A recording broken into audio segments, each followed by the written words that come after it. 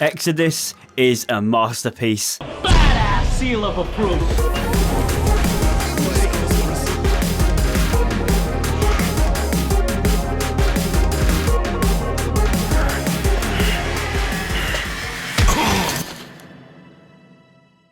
There is something just so fascinating about the post-apocalypse. It's a scenario I'm sure we've all fantasized about at least once in our lifetime, and you most likely experienced it through media such as films and video games.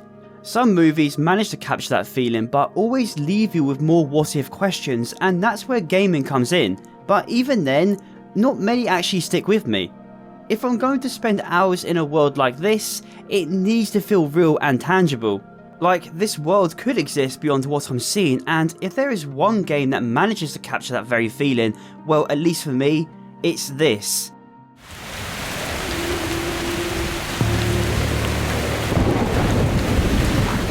Welcome to Metro Exodus, the most immersive game I've ever played. Now, people would like to describe it as Stalker mixed with Fallout with a bit of Savage jank on top, and yeah, on paper that sounds about right. So what actually makes Exodus any different? Well, to put it simply, I think it's the closest thing to actually experiencing what the post-apocalypse would feel like, because beyond the spooky monsters, Exodus is a deeply human game. It shows the darker side of humanity in a world that could actually exist, from forming religion for the sake of control, slavery, yeah, big yikes with that one, and dictatorships who control scarce resources and land. I don't think it's outlandish to consider Exodus the most realistic depiction of the post-apocalypse, and that is something that really stuck with me. It's one of the most immersive games I've played in years, and stepping outside of Moscow for the first time, it completely pulled me in, to the point where when the credits rolled, I just wanted more, and trust me, it's very, very rare when that happens. 4A Games, the studio behind the Metro series, managed to make one of the most compelling and detailed worlds I have ever experienced, and I'm going to use that buzzword again, but the immersion it brings is second to none. So before I get ahead of myself, let's begin this post-apocalyptic honeymoon, adventure.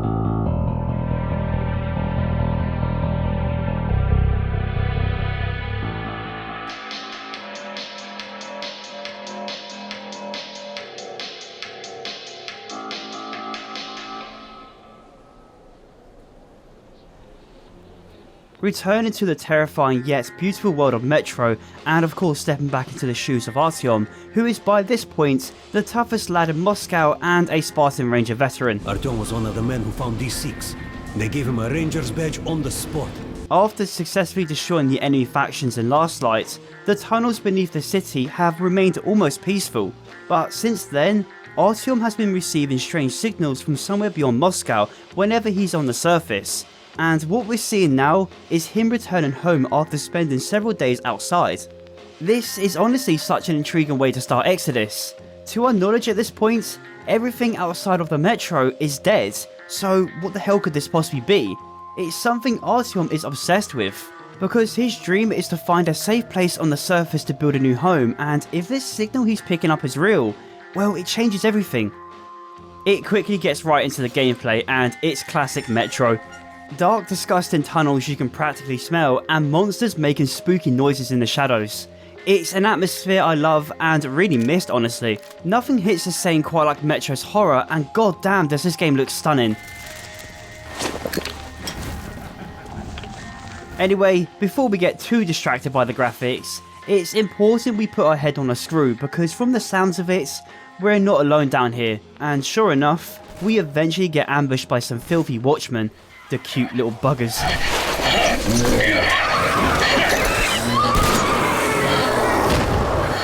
They completely swarm Artyom by the end and do a number on him until he's saved by his fellow rangers from Polis Station. Whoa! It's Artyom! Artyom? Artyom! What the hell? To survive in the metro. Rise and shine, people! Hang in there, Artyom. You're gonna get a fresh dose of Spartan blood now. Waking up sometime later with some more Russian blood back in our veins, we are visited by the best waifu in gaming, Anna Miller. And my boy Artyom put a ring on her finger. They're now married in this game. Are you trying to kill me with worry? What if next time you don't return from the surface? Believe me, I really want to talk about this character, but it will have to wait. Let's just say I wasn't the biggest fan of her in Metro Last Light. Quit looking at my ass. It's way out of your reach, rabbit. Yeah, more on that later. Colonel Miller also turns up, and he left his legs back in Metro Last Light. Based on their reactions, they're not exactly happy with Artyom risking his life to search for something that isn't there. Miller tells him time and time again everything outside the Metro is dead, and despite Anna's love for us, she's also reluctant to believe it also. Artyom, please, promise me this was the last time. I'll see you later. The game decides we've had enough rest and gives back control, and oh shit, we're back with the boys! What you're seeing now is basically the main cast of the game, and let me tell you, Metro Exodus has some of the best written characters in any game I've played, and I really enjoyed the adventure we go on soon. But for now, they all decide to get shit-faced with Russian water. Please, let's not repeat the last time. Hold on, Artyom!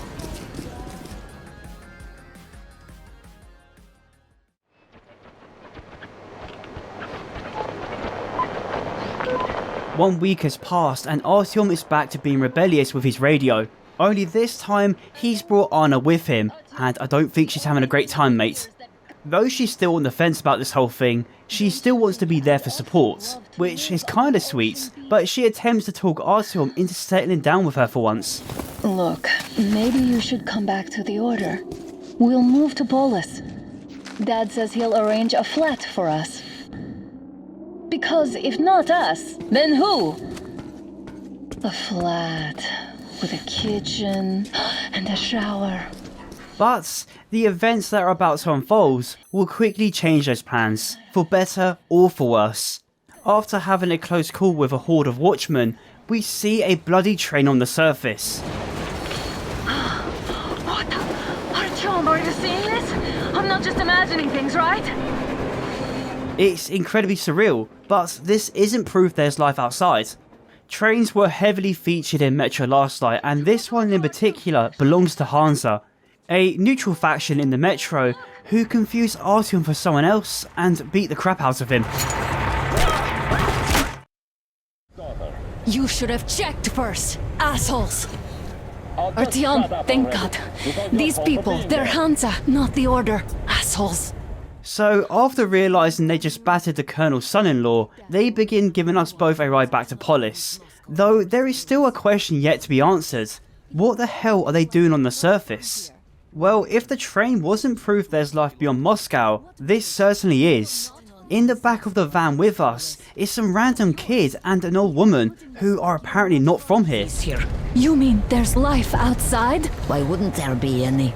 Sure, there are lots of bad places and lots of beasts around, but we still get by. Artyom, you were right. People really do live out there. Their conversation is cut short though. The van suddenly stops next to a ditch, and the soldiers pull the two villagers out to execute them. Artyom tries to play the hero, but only gets added to the lineup.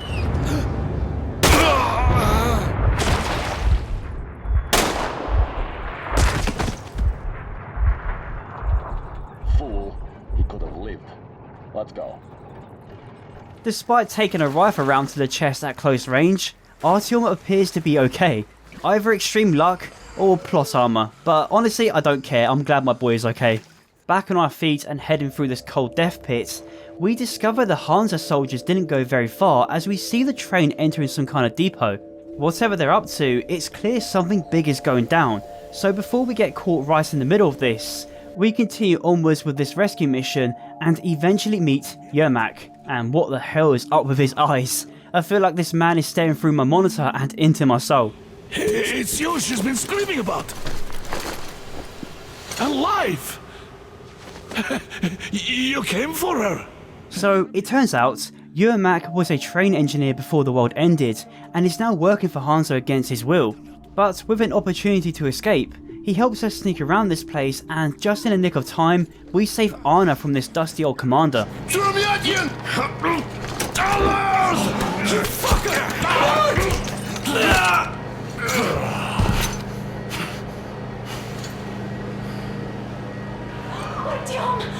my god!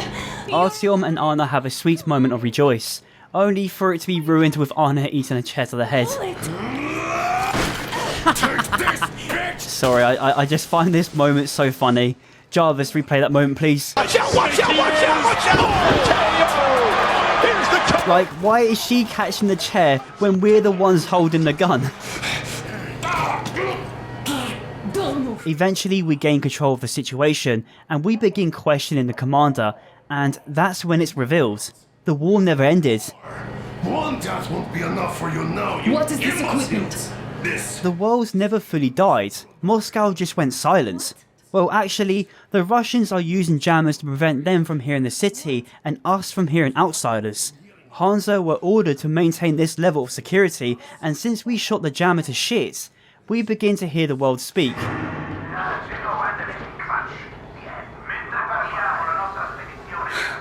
Do you hear that, Artyom? You were right all along. Do you see?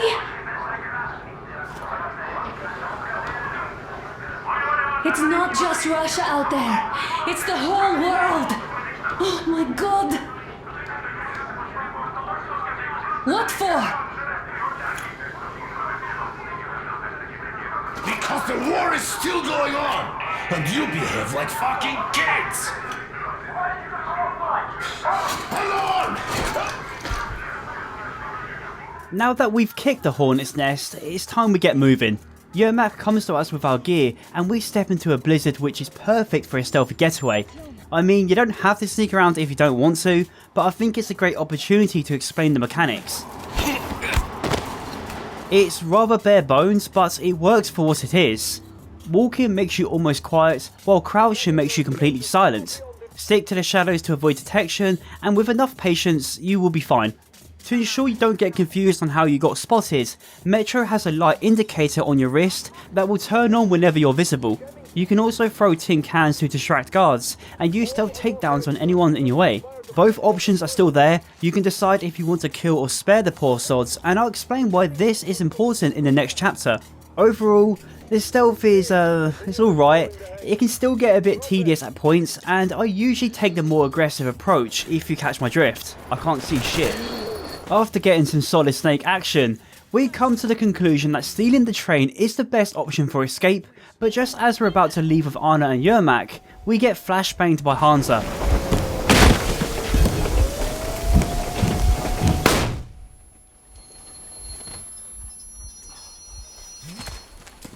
Base, we apprehended the engineer with 2 accomplices. Over.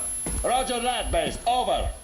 Alright, shoot these 2. And as for the engineer... What do you mean, shoot these? To our surprise, it's actually Miller and the boys who seem to be providing backup for Hansa. Well, that's until he realises it's his own daughter who caused all this mess and decides to flip the script. What the hell? Artyom! What are you doing here? Talk about surprise. This will mean court-martial for all of you. Alright, everyone, shut up! I can't believe this. Okay, so there are questions. Why is Miller helping them? Why did he keep the jammers a secret? And who exactly is behind all of this? Before we get any answers though, it's probably best we get out of this situation. These actions will no doubt make us an enemy to Hansa, and they're too big to fight. So we hijack the train and attempt to flee Moscow, but Hansa are already hot on our heels with an armoured train.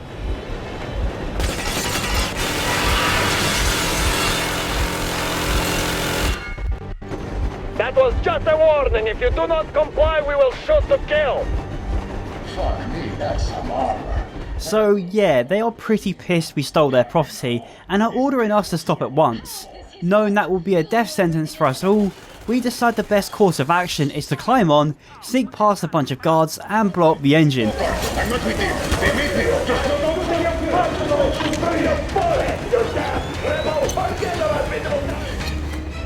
Hold on!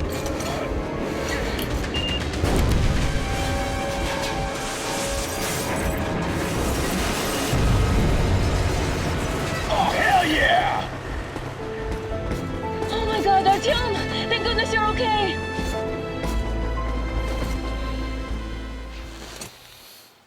Why their own faces? With Hansa finally off our backs, Miller stops the train around 108 kilometers away from Moscow. No, I'm not making that number up, that's what the map said. And decides to give answers.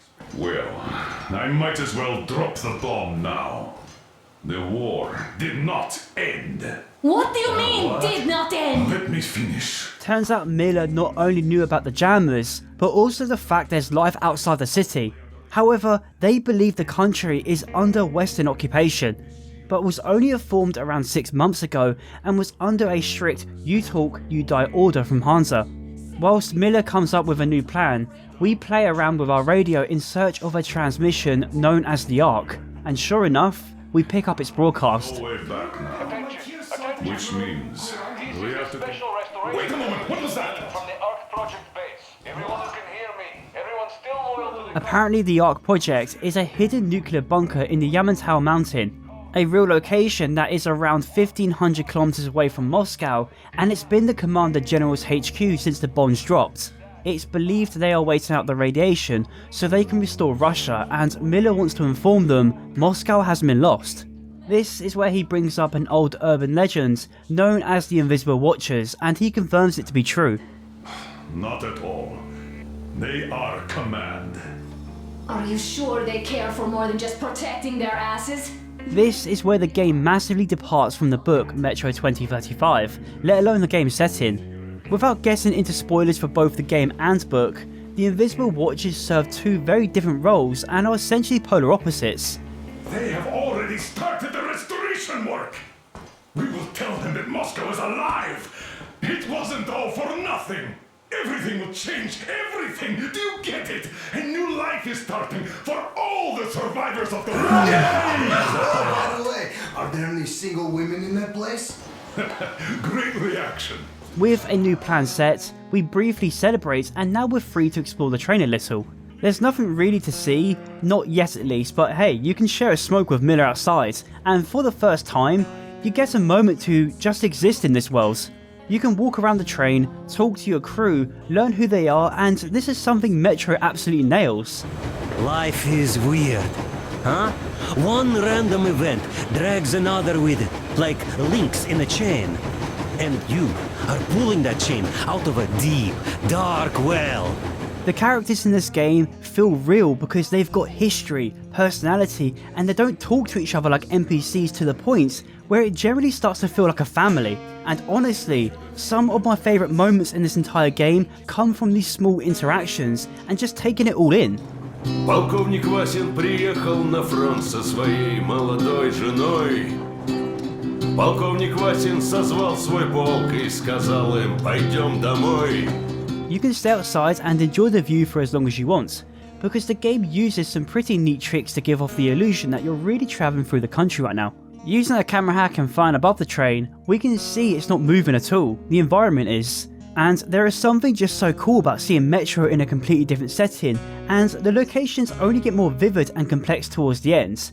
And the first stop on this journey is the Volga.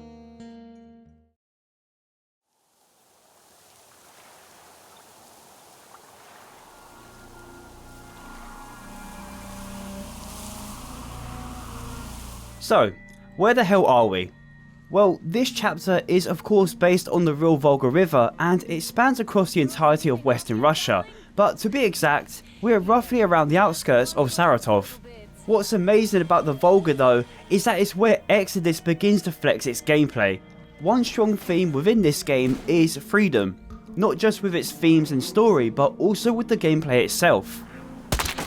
Something I will elaborate on a bit more later, but the linear level design gets left in the Metro for now and opens up so many paths for you to explore, and oh boy, the Volga is an interesting place. The first thing we encounter is a blockade on the track and we begin to take fire from the locals. Damn it! A campfire! People! There are people there! Hit the brakes!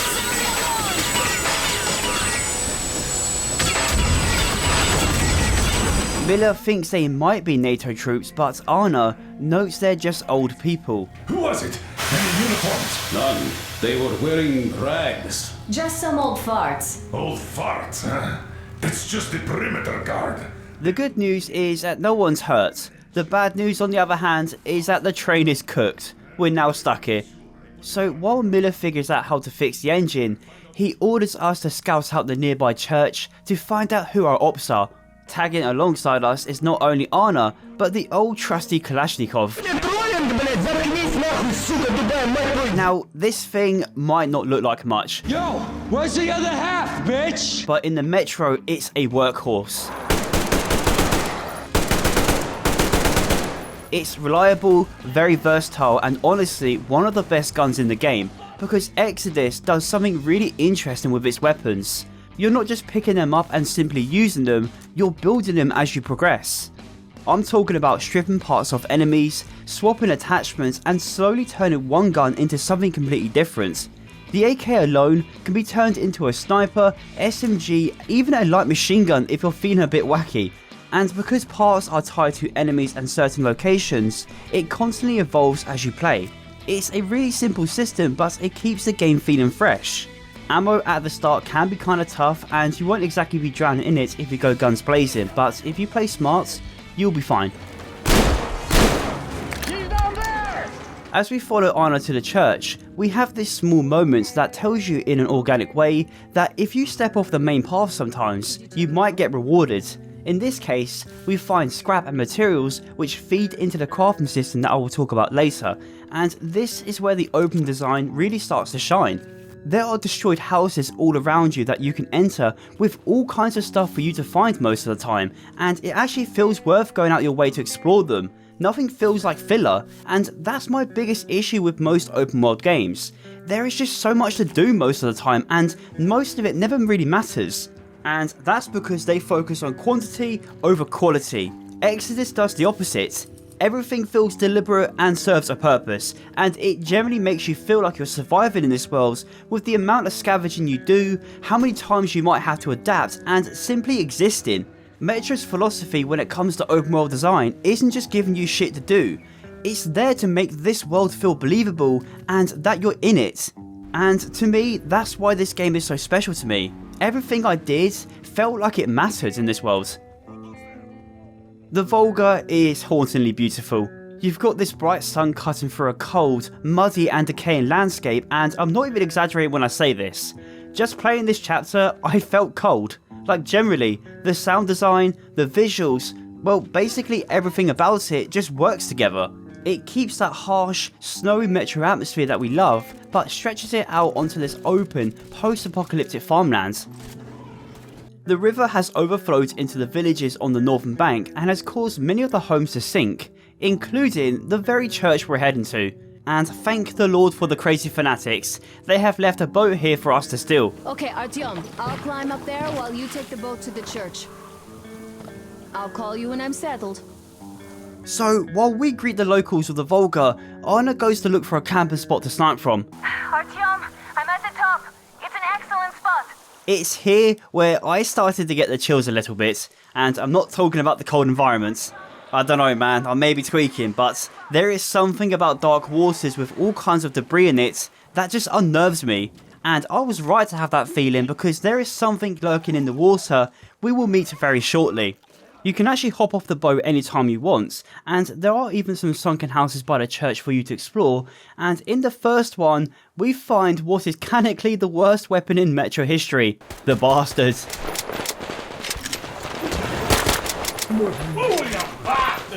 This thing is infamous for overheating, jamming, and just being an absolute nightmare to use. At least in the earlier games. But in Exodus, this thing is actually not that bad. With the right parts, it becomes pretty reliable, and since it uses pistol ammo, which is actually common in the Volga, it's surprisingly practical. In the next house though, we find something much better, and that's the Ashut. I think I'm saying that right, I'm just gonna call it Ashut. It's a single barrel shotgun that hits like a truck. And once you upgrade it to the double barrel version, this thing becomes ridiculous because it fires fast, hits hard, and somehow Artyom reloads it like he's got a sleight of hand. And what I love about these weapons, really all of them, is how makeshift they feel. Nothing looks clean and nothing looks standard, almost like some Russian geezer who was completely off his face, took a bunch of scrap into his fucking shed and just made it work. The Ashut looks like someone slapped together a steel pipe, a grip, and just made it work. And the Bastard, it looks like a broken down Sten that was rebuilt with whatever parts people could find. Now, I'm not exactly a gun expert, but I've played enough Tarkov to recognise a few things. That dust cover looks like it's been pulled from something pre-war, maybe an ASVAL or perhaps an SR2M. Obviously I could be completely wrong, but it's those little details that make this post-apocalyptic world feel believable. Anyway, I'm getting sidetracked, so let's go and see who these locals really are. Looks like you've been spotted. Artyom, there's a woman on that bell tower waving a rag or something. Please investigate. Now, the church is where many of the villagers reside, and it becomes immediately clear this is some kind of cult. Technology is a sin! They give us a warm welcome, but something just feels off. The whole place gives off a very religious feel, but the locals all look up to this guy called Salantis like he's some sort of messiah, and he's currently preaching to his flock about how sinful electricity is. Yeah, it turns out their greatest fear is technology. So is it any wonder people are afraid of technology? Technology! A little girl eventually crashes the ceremony as we arrive, and since Artyom is wearing all kinds of high-tech gear, they believe him to be a heretic and trap us inside the church. The heretic is trapped, for so will the Lord. It's at the top where we meet Katya and her daughter. I can't believe this. I had all but lost hope. They've been held here for almost a year, ever since they arrived in the Volga. Salantis forced them into the cult, but it's pretty clear they're not true believers. So they help us almost immediately, knowing this might be their only chance to escape, but right now, that's not happening. The bridge guards have completely surrounded the area, so we have no choice but to come back for them later. Artyom, she's right. Get to the boat. We will rescue her later, don't worry. Go!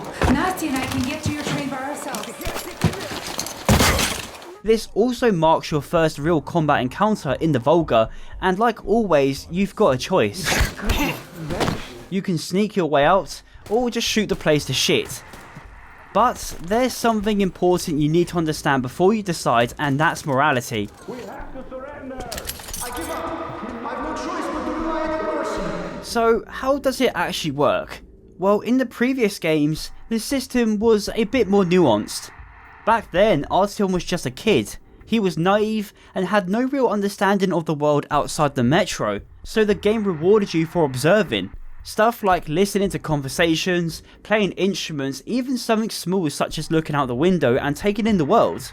It was designed this way because you were shaping how Artyom basically saw the world, wherever he still believed there was good still left in it, or not, and that tied directly into how he viewed the Dark Ones, and ultimately which ending you got. But in Metro Exodus, things are different. Artyom isn't that kid anymore. He's a seasoned Spartan ranger, and he's seen enough to know what's right and what isn't. So now the morality system shifts. It's not about shaping his worldview anymore, it's about your actions and how they affect the people around you. This determines which ending you will get, so if you want to ensure you get the good one, you need to understand these locations and the people residing in them. So how does it work now? Well, context matters a lot. Right now, we're acting in self-defense. These guards have trapped Artyom and they're fully prepared to kill him. Taking them out here isn't necessarily the wrong choice, but if you keep going, eventually they'll start to surrender, and that's where things change. Because killing them at that point, that's no longer survival, that's execution, and the game treats it that way. You'll lose a significant amount of moral points, but what's really interesting is how it carries forward. The more people you kill, even after they've given up, the less likely others are to surrender in the future. Which makes perfect sense, because why would anyone drop their weapon if they know you're just going to kill them anyway? But if you spare enough of them, the locals will learn you show mercy if they simply drop their weapons. It's such a cool and immersive way of implementing a morality system. There's a cause and effect to a lot of things we do, and this is just one of them. But I'm not saying you can go around and shoot everyone, by the way. You will of course lose moral points, but it depends on who you are killing.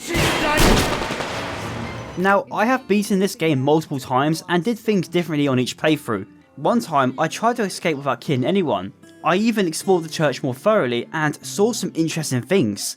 One of them is this room filled with innocent locals trying to get away from the violence. And what's striking is the fact they don't snitch on Artyom. That's because they're just trying to do their best to survive, which is most likely why they joined this cult in the first place. In one other room, I found an old blind woman all alone and asking to go to the toilet with some help. It's kind of sad, and after seeing this, it made me realise these people are also acting in self-defense. They have no idea who we are, we're outsiders to them. Seeing us arrive in an armoured train probably made them view us as a threat, and not only that, we're carrying equipment on us that they see as heresy. And believe me, there are some really cool encounters you can have with the locals as you explore the Volga, but I'll get to that later. After stealing yet another boat and making a quick escape, this is where we meet one of the many mutant wildlife that inhabit the Volga, the shrimp and its questionable mouth. These little water devils were first introduced in Last Light, and honestly, they're quite annoying, only because their thick shells act as armour, essentially turning them into bullet sponges. So whenever they latch onto my boat, I just give them a few love taps and they piss off. The shrimp are actually a mix of crayfish and a shrimp that have somehow merged together through radiation, and apparently people within the Metro universe often eat them, despite the fact they're laced with radiation and probably some kind of fentanyl. There are two kinds you will find throughout the Volga, male and female. Females are much bigger and far more dangerous, so I actually advise you to avoid any interaction with them because ammo at this point is pretty scarce. However, we're going to need a bigger boat because we encounter this giant motherfucker.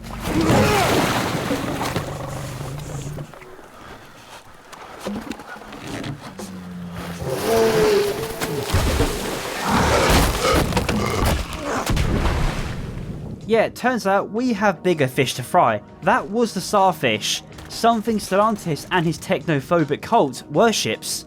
Its origins is unknown, but it seems to be a heavy mutated catfish with very reptilian features, and maybe you might assume it was the wasteland that birthed this abomination, but we later learn there's more to it than that. Is for the most part accumulated in the sediment and as a result affects the benthic community the most. Luckily, Duke was scouted nearby and pulls Artyom out of the water before he could be eaten. What the fuck was that? A whale? Though saying that, this won't be the last time we see it. In fact, it will constantly be roaming the waters, and this moment only makes you more scared to use the boats. And if you do, let's just say you'll become its dinner rather quickly.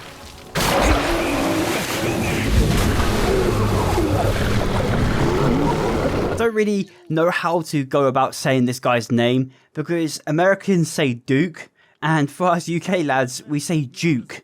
So I guess I'm gonna have to go with American pronunciation. I guess we have this brief moment with our boy Duke, and it's here we learn that Katya and Nastya made it back to the Aurora. Which, yeah, that's the name of the train, by the way. Probably should have mentioned that earlier. And yeah, it's also a name that I can't pronounce properly. So before you cook me in the comments, I'm aware. So anyway, before heading back, I took some time to explore the nearby islands, and the first place I came across was this abandoned cabin. There's a body slumped in the corner, which is clearly the former occupants, and right beside him is an axe embedded into a framed image of the Christ Pantocrator. a pretty iconic symbol in Eastern Orthodox Christianity, especially in Russia, and honestly, it's a pretty bleak image because this doesn't feel random, it's deliberate. Like at some point, this person just snapped, lost whatever faith he had left, and destroyed it. And considering what's happening in this region with a cult that's twisted those same beliefs into something else entirely, it feels very intentional. On the other end, we find a crashed plane. It's all torn and rusted, but it's filled with all kinds of useful supplies, including a scope for your Kalashnikov and even an upgrade for your gear. What we picked up is a compass that attaches to your brace and it points you directly to your main objective. In my opinion, the only decent upgrade for your watch. Later into the Volga, you will find a second upgrade, but this time it's a metal detector. Honestly, it really isn't needed because it's so easy to find scrap without it, and it kind of takes away the scavenger feel of the game. I don't want to be told where resources are, like that's a cheat code in the wasteland and I'd rather go dig around myself. It's slower, sure, but it feels more real. Now, back to the plane crash. It's hard to tell if it's pre-war or not, but from the notes and the tape you can find inside, you start to piece together what happened. The crew survived the crash, at least for a while. Their bodies are scattered all around the site, and it's pretty clear the mutants got to them in the end. It's little stories like this that really brings the world of Exodus to life, because it reminds you Artyom and his crew aren't the only ones out here with a story. Every note, every location, even something as small as that cabin we saw earlier, it all tells you something and none of it feels forced, you just find it. And to me, that's what makes this world feel so real and lived in. Here's Artyom, back from the abyss of NATO You're occupation. alive! Impressive after the horrors Duke told us about.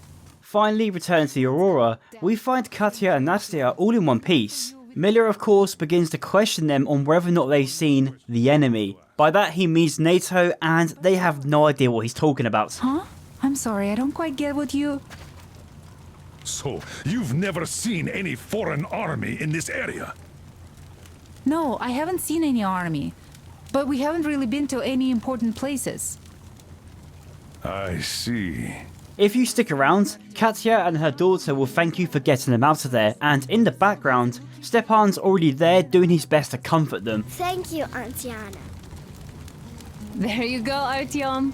As I always said, you lucked out with me. We all lucked out with Anna. She's a total deadeye. Now I only wish your mom could come with us too. With a real medic, we'd become unstoppable. So, Katya, where are you from?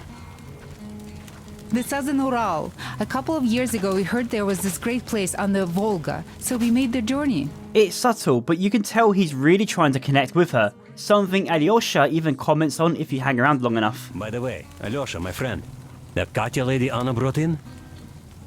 She's a nurse, so maybe you should have her look at your wound, huh? It'd make a great opener for getting acquainted, you know? No dice. Stepan's all over her with his rugged charm. I haven't got a chance. And as I've said before, I love moments like this. Stepan and Katya start having a conversation that feels endless and natural.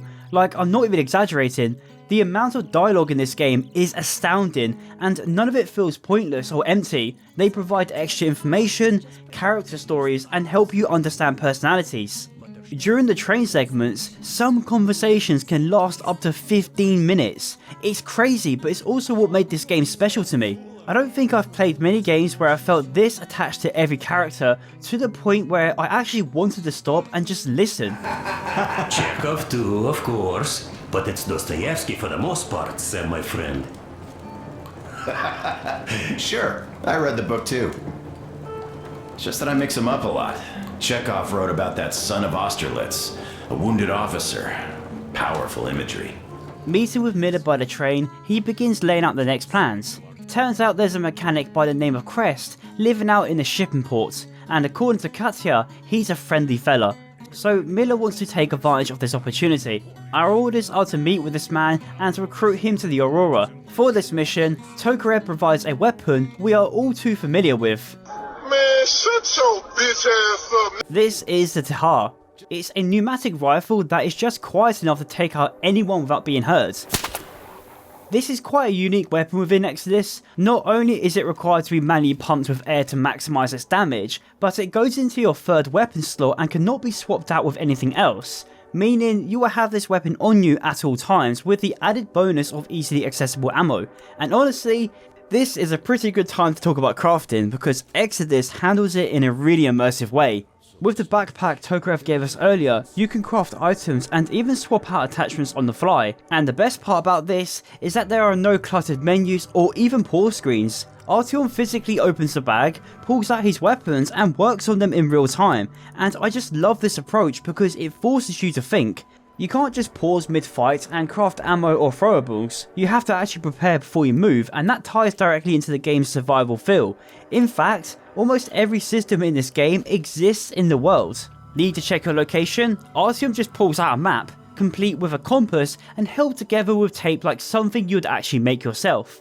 Points of interest aren't spammed across your screen either, they're marked naturally either by exploring or spotting things in the distance with binoculars. And instead of cluttering the map with icons, Artyom just circles areas on it himself. It's simple, but it makes everything feel grounded, like you're not being guided through this world, you're just navigating it yourself. Need to tell the time? Artyom has a watch on his wrist that you can view at any times as well as radiation levels.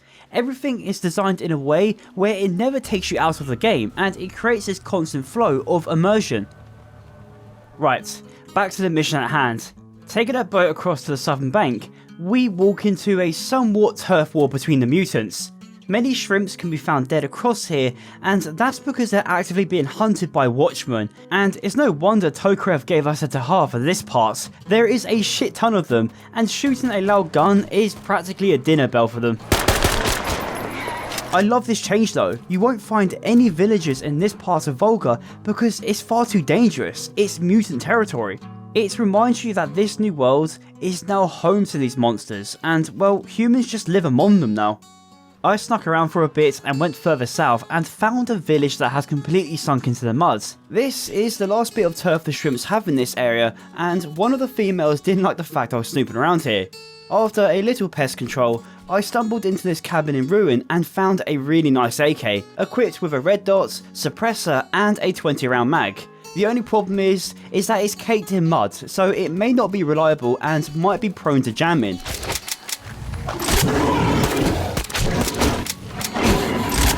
There is a way to fix this of course, but we're not quite there yet. As we enter the port region, we get quite the introduction to probably the most disturbing mutant in the game.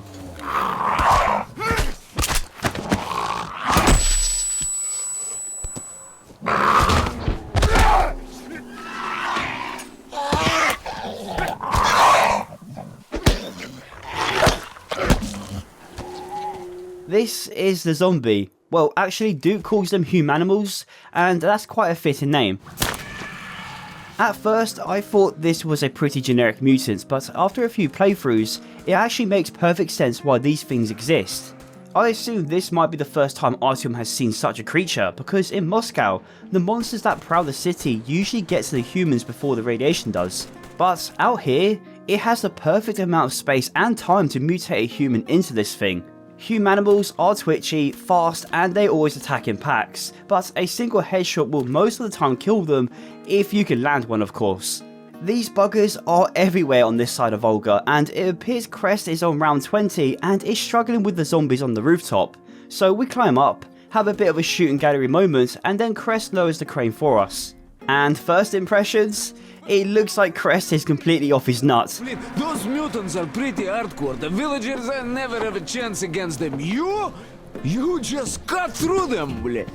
His speech is slurred and is stumbling quite a bit. Regardless of that, Crest is an absolute G. He tries to offer a pair of binos to us, but my game's severely bugged out here. For some reason, the game wouldn't allow me to take them, which actually showed me a small detail I've never seen before. After a while, Crest just walks away and makes a comment on you not taking them, and if you follow him down into his home, he offers them again, only this time we have to actually take them if we want to progress, which meant I had to restart the entire chapter, all because the game wouldn't allow me to take them. There are many frustrating bugs with this game. I don't know if I'm the only one who had these issues, but the game tends to crash a lot, and there are these moments where the game wouldn't allow me to move forwards. Anyway, I just want to make you aware, this game does indeed have that iconic Slavic jank. Back to Crest. With the binoculars equipped, he begins to point out important areas as well as sharing some more information about the cult.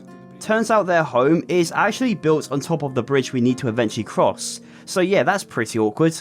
Not only that, Stellantis is full of shit and has brainwashed many of the villagers into believing electricity is a spawn from Satan, and there is something in the Volga he used to convince them, but we'll talk about that later. Many of the people joined the cult because it ensures they will be safe, as long as they don't commit any sins of course. In other words, they're not bad people, they're just scared. Some of them are of course devoted to Stellantis, but most are there for protection more than anything. It doesn't take a lot to convince Crest to join since he's very eager to leave the Volga, and to help us out, he allows us to use his home as well as all the other safe houses he built to sleep and craft gear in. And there is something just so cozy about his home. In fact, there are many locations in this game I would definitely take a nap in if I could. Despite this brutal world, they have built something they call home, and I just find that super cozy, I love it. He also gives us a carabiner for ziplines. Like I said, he's a G. At one point, we hear a distress call over the radio from Miller, informing us that Anna has gone missing. She was apparently last spotted heading towards our direction, and by this point, it was already nighttime. So when I went out looking for her, I stumbled across this. This is an electrical anomaly, and last time I checked, we're not in Chernobyl.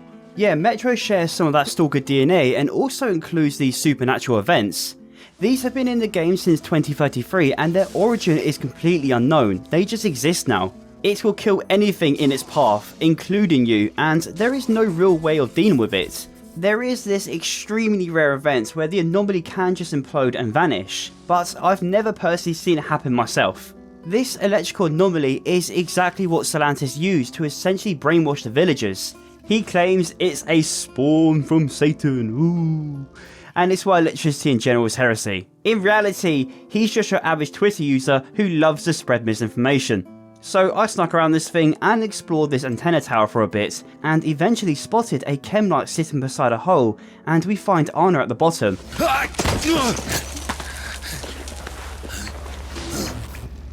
She's barely holding on, and it's unknown how long she's been down here without her mask. Whatever this place is, it's clearly toxic. So we superglue Anna's mask back onto her face, and we begin searching for a way out. Based on what we're seeing, this place is some kind of pre-war ammo dump that used to store chemicals.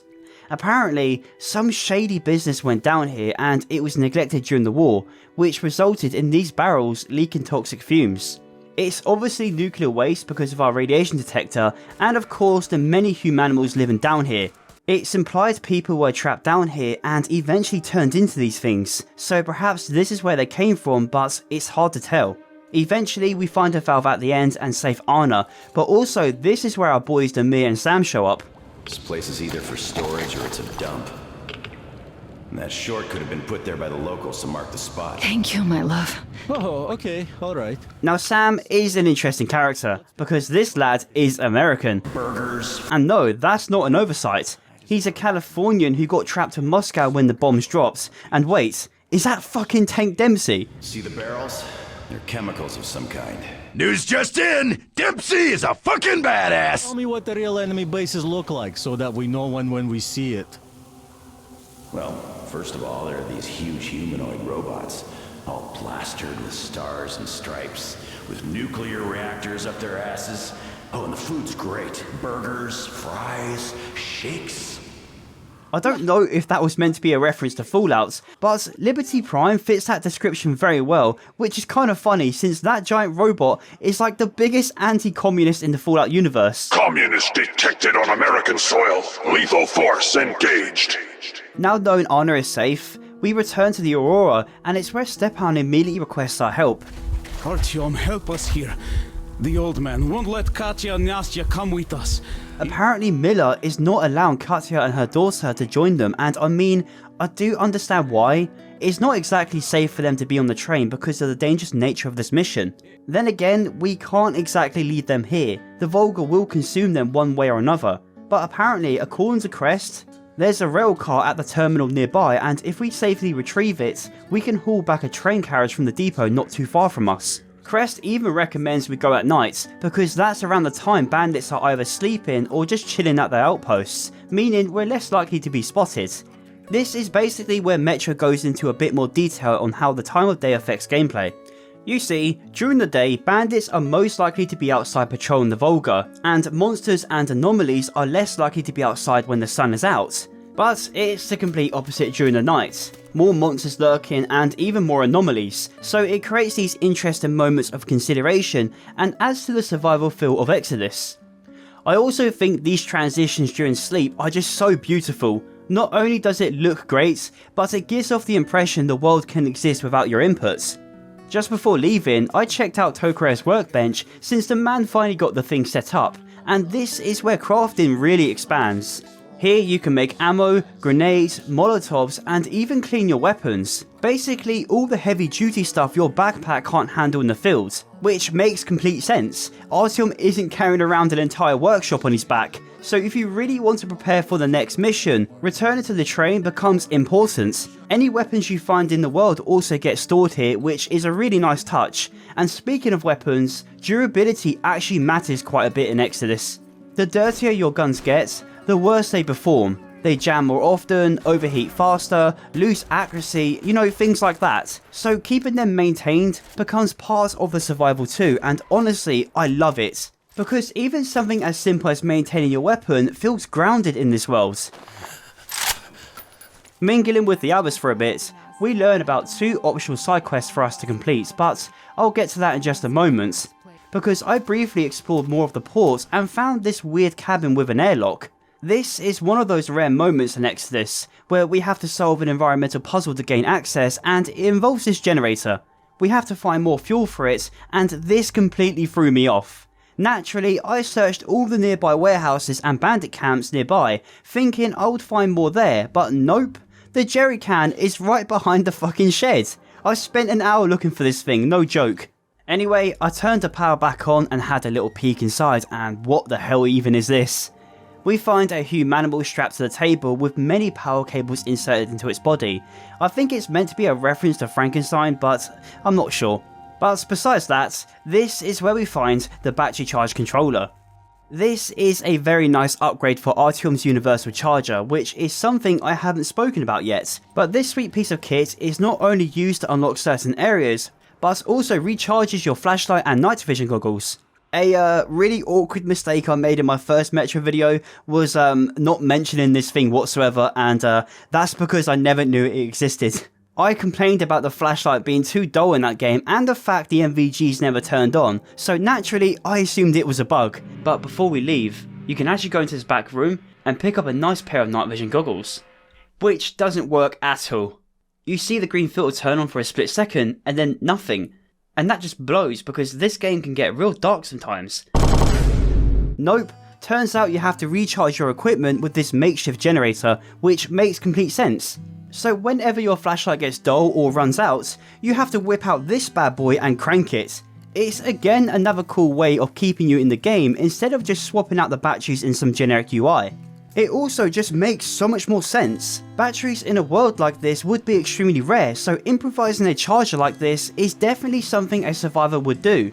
The battery charger controller we picked up essentially makes the charge last a lot longer, so that's a nice upgrade. Now back to those optional side quests I mentioned earlier. Talking with Nastya, we learned she lost her teddy bear after a gargoyle took it from her. An interesting detail in the Volga is that the people here call demons gargoyles. It's again a neat way of making the world feel a lot bigger and more real. If people outside of Moscow called them demons, it wouldn't make sense, because that terminology is native to the metro under the city. Anyway, she wants her teddy bear back, and it's apparently at one of the demons' lairs to the east. We can learn about the other side quest from Demir, and the group is currently roasting some bandit they can hear trying to play a guitar. Those guys can't play for shit. So they kindly ask us to liberate the instrument for them. This can be found at a bandit camp also to the east. So back on the road we go, and this is where we properly encounter the bandits of the Volga. These guys are complete animals, by the way. They raid villages, terrorize the locals, basically trying to take control of the entire region. Unlike the cultists, there's no real moral ambiguity here. Artyom knows exactly what these people are, so killing them won't cost you any moral points. Although, just like before, things change once they surrender. Well, at least the dude didn't shoot me, so I guess it's not so bad. And while I was fighting them, I started noticing something interesting about their gear. Some of them generally look like your average Rust clan member, but others are wearing old Soviet equipment, particularly those big green helmets. Those are Muskas and Oltans. If you're a Tarkov player, you know what I'm talking about.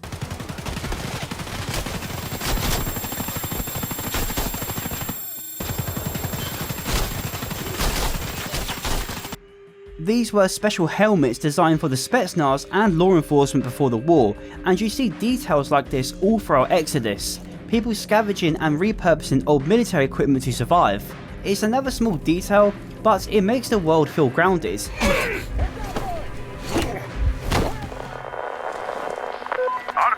Miller here. Transmitting Duke's coordinates. He's keeping tabs on the bridge from there. Meet up with him. He'll fill you in on the latest developments in the terminal. Miller over and out. So apparently, Duke has a scouting base along the railway track, and it's just east of the Aurora. As I was making my way there, I ran into these ratty looking creatures known as lurkers. They always attack in packs, and they're quite annoying to say the least, but that's by design. It was during this little fight I had one of the biggest jump scares I think I've had in any game.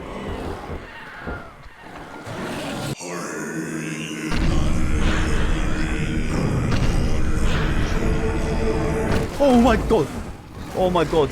I have never been jump scared so hard in this game before. What the fuck? Yeah, it turns out demons can just randomly attack you in this game, and this was the first time it ever happened to me. Gotcha, bitch! Meeting Duke inside this old fuel tank, he begins sharing information about a few locations in this area. Starting off with the main point of interest, the terminal. It's completely flooded and the only way in is by boat. The train depot is just to the right of it and is currently home to a bunch of bandits, as well as some other buildings surrounding the area. However, he does note he heard screaming coming from one of the buildings near the gas station. So I went down to investigate first, and just by exploring a small building nearby, we learn immediately what that noise was. We find some of the locals in a room dead. One was hung and the other presumably shot, only adding more of a reason to kill the bandits on sight. They're just complete animals. So once inside this large farm building, we find a bandit having a quick nap, and I introduce my knee to his chin. I tried doing this quietly, but the building was so dark for me. I play it on an OLED monitor and it makes shadows really dark. It may look different to you, but I couldn't see shit, so I just started blasting. You fucking... They eventually surrendered, but I still gave one a quick 1-2 and investigated the animal cages in the corner. Though you are a heretic, we will pray for the salvation of your soul for as long as we live. Turns out they imprisoned some villagers for God knows what, and setting them free rewards you with some moral points. As a thank you, one of them gives you a key to a room that apparently contains some technology. It's a cool moment that is actually pretty easy to miss. This was on my second playthrough at the time, and this moment made me realise, what else have I missed? It made me play the game a lot slower and more thoroughly. And I don't know if you noticed, but this video is actually a mix of two different playthroughs I have recorded but organised in a coherent way, which is why you might notice in some parts I'm running completely different gear. Though they seem a bit unhinged, they're actually okay people and will show respect to you as long as you show it in return. You will encounter many locals out in the Volga, and you can talk with them as long as you have your weapon lowered and your flashlight turned off, of course. It really opens your eyes and makes you reflect on your first encounter with them at the church. They were either acting in self-defense or were just following orders from Solantis out of fear of being punished. The man has them all wrapped around his finger, and if you're wondering what that punishment actually looks like, well, it involves the electrical anomalies scattered around the Volga. If someone commits a sin, they're sent out alone with nothing but a prayer book and blind faith to deal with it. So yeah, they're basically cooked the moment they step outside. But near the terminal, you can actually find a few of Solantis' so-called paladins attempting to destroy one of these anomalies, or at least waiting for the chance to. There isn't one active near them at the time, so they're just standing around preparing themselves for it. And since they're called paladins, I don't think they're being punished at all. They're probably just volunteers trying to prove themselves to Stellantis, or they're just completely off their heads. Could be either, honestly. I see you are a reasonable man, traveler. You don't point your gun at us, and you seem to respect our faith. Still, we don't have time to talk to you. We are paladins, warriors of true faith. Alright, next on the agenda is the guitar step ambulance from the bandits. It can be found at this bandit camp that was mentioned earlier, and there's only a few pesky bandits in the way. Once they have been cleaned out, you can retrieve the guitar from the top of the tower. What does this side mission actually do? Well, not only does it earn you some moral points, but it actually causes a certain wholesome moment to happen in the future that wouldn't normally happen if you just skipped this entire quest. And Exodus has many of these moments in the game that, in my opinion, only make you more attached to the characters in this game. Moving over to the eastern side of Volga, we quickly learn the radiation can be quite high in this area and the gas mask is required in some parts. Artyom's gas mask allows you to enter toxic and highly irradiated areas, but it does require filters to actually work. Filters run on a timer, and if you're running the basic gas mask, you usually have about 2 minutes per filter. The watch on your wrist not only tells you how much time you have left, but also the levels of radiation in the area. Just a little note as well, depending on the radiation. So the mask filter only counts down when you're actually in a radioactive zone or toxic zone. Really cool detail here though, is if the area is too irradiated, like here for example, if you stay in it for a while,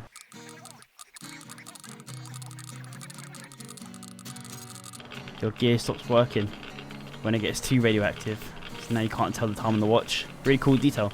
Just so you know, the mask can get damaged to the point it will break, but lucky for you, you don't have to go find a brand new one every time it does.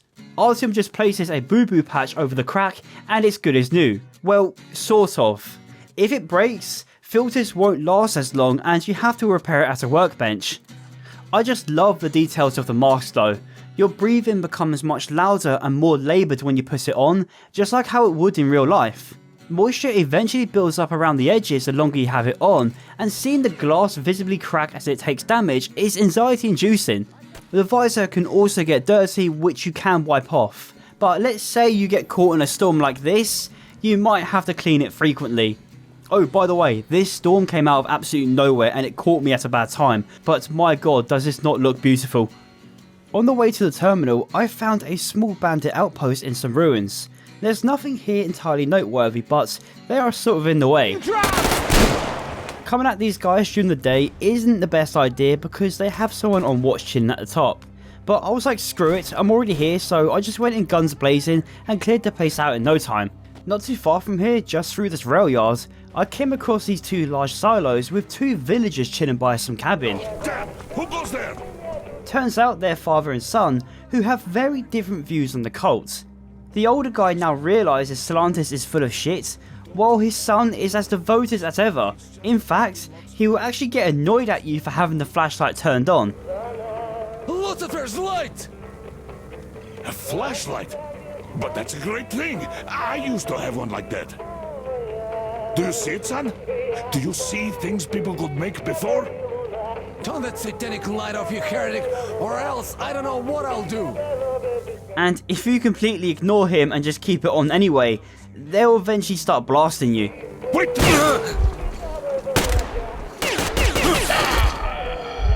Which is such a small detail, but I love moments like that. NPCs actually reacting to your behaviour instead of just standing there like cardboard cutouts. Anyway, these two geezers are not the real reason we're here, because sitting on top of one of the silos is a demon's nest, and the first time you come here, there's a good chance you won't even realise it's up there until the thing suddenly launches itself at you. Oh fuck. Surprisingly though, demons aren't actually that tanky in Exodus. Usually a single mag from an AK is enough to bring one down, but if you sneak up carefully, you can catch it sleeping, which lets you grab Nastia's teddy bear without fighting it at all. Well, at least that's what's supposed to happen, but for some reason, every single time I grabbed the teddy bear, the thing woke up anyway. So either my game was bugged again, or Artyom just has the stealth skills of a frying pan. The last noteworthy location before the terminal is the gas station just west of it. A few bandits run this area and taking them out isn't much of an issue, and from here we're able to safely use a boat to get to the terminal. But before I did that, I made sure I had enough ammo for what's inside. I learned the hard way the first time I went here, and now I'm making sure my gun doesn't go click this time around. Outside its entrance, many cult symbols can be seen as well as people that have been hung. It's hard to tell if this was the cults or the bandits, but based on what we find inside later, it's obvious the cult still actively use this building. Inside, the whole place is covered with algae, clearly indicating it's been flooded and decaying for quite some time.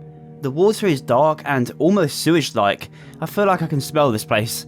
But what's even worse is that we're not alone here. A whole bunch of humanimals are watching us as we enter, almost like we're an Uber Eats driver delivering food. Ignoring them for a moment though, you will see the rail car right above us. So now knowing this place isn't entirely a waste of time, there is a small patch of debris here we can stop at, and once off the boats, the humanimals switch up their behaviour. Instead of stumbling around like mindless zombies, they start jumping out of the dirty water like some sort of calculated ambush, and holy crap, there is a ton of them. There are so many of them in fact, to the point where I don't think stealth is an option. The terminal only has a linear path we can follow, and believe me, you will be rinsing through your ammo if you decide to fight. I am never gonna financially recover from this. So I did the smart thing and just ran past as many as I could. That's when I stumbled upon this door, and it's here we can use the key the cult member gave us earlier. Inside, there's this strange shrine made from a boat, and beneath it is the pre-war tech he spoke of. That's being a pair of night vision goggles.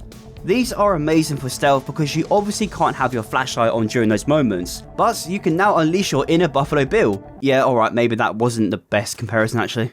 Just like the flashlights, these would need to be charged after a while, and these bad boys eat through a battery faster than the PS5 controller.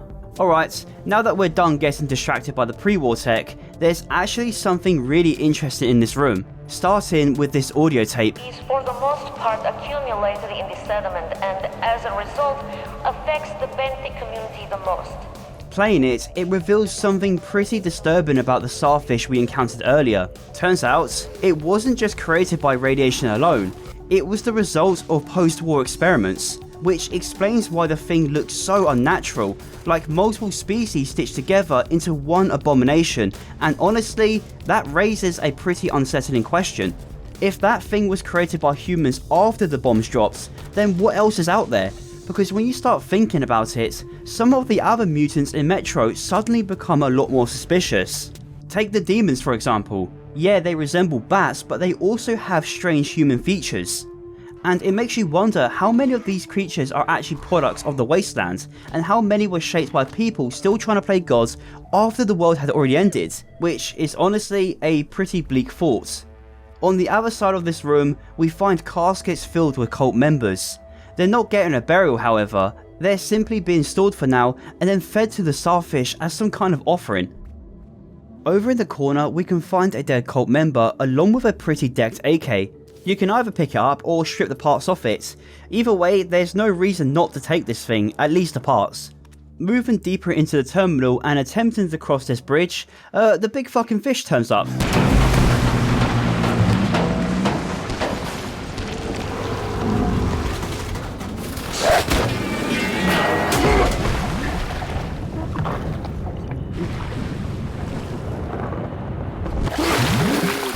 Yet turns out this place is its lair, and the cult often uses this building to prey to it. This thing is ruthless, and it tries its very best to kill not only you, but also the humanimals. My guy does not like strangers in its home.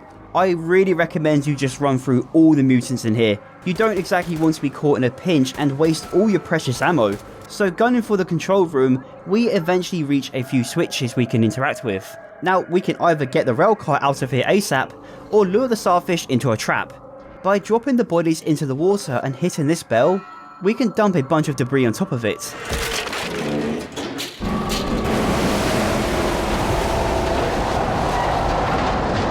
Now the bugger isn't entirely dead yet, as the game hits you with this Jaws-like jump scare, and then the starfish is no more.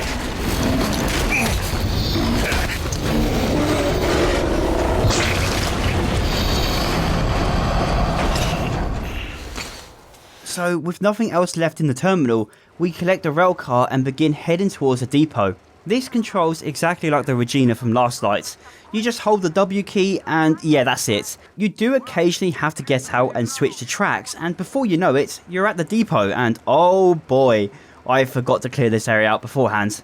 One cool thing you can do actually is that you can clear out the train depot way before you enter the terminal, which makes collecting the train carriage far easier.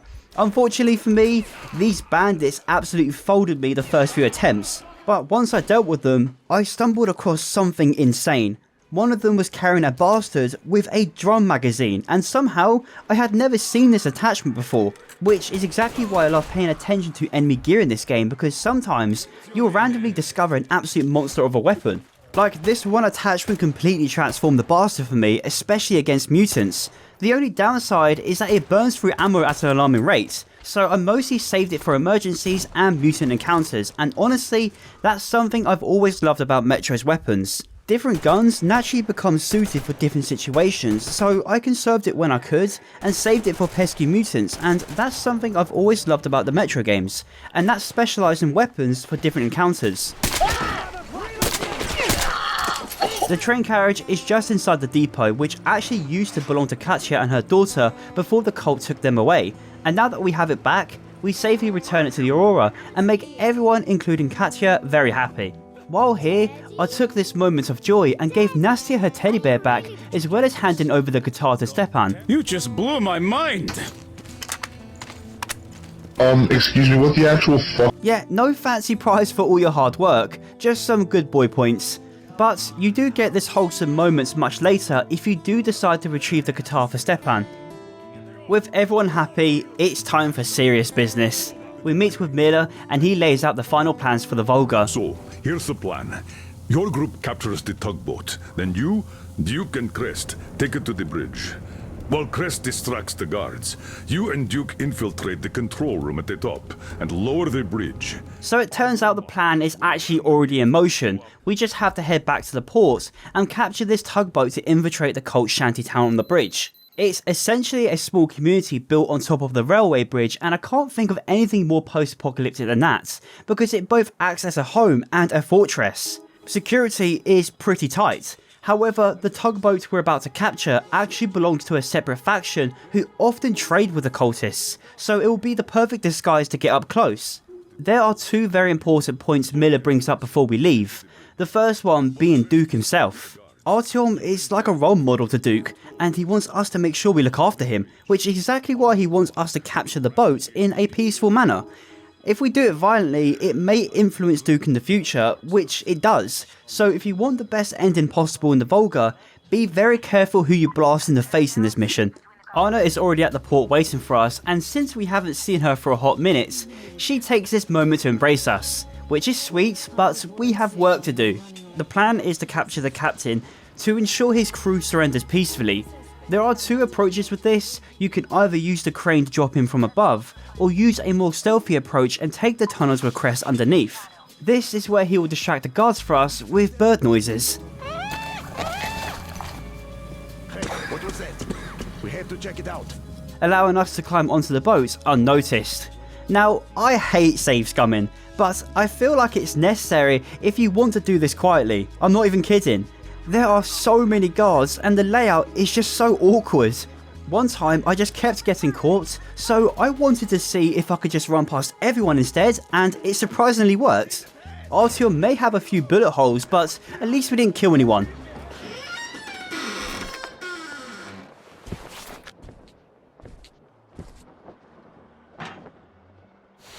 Don't shoot! Don't shoot! I can pay the goods. Take them. You can take the goods. Stay calm. It's us.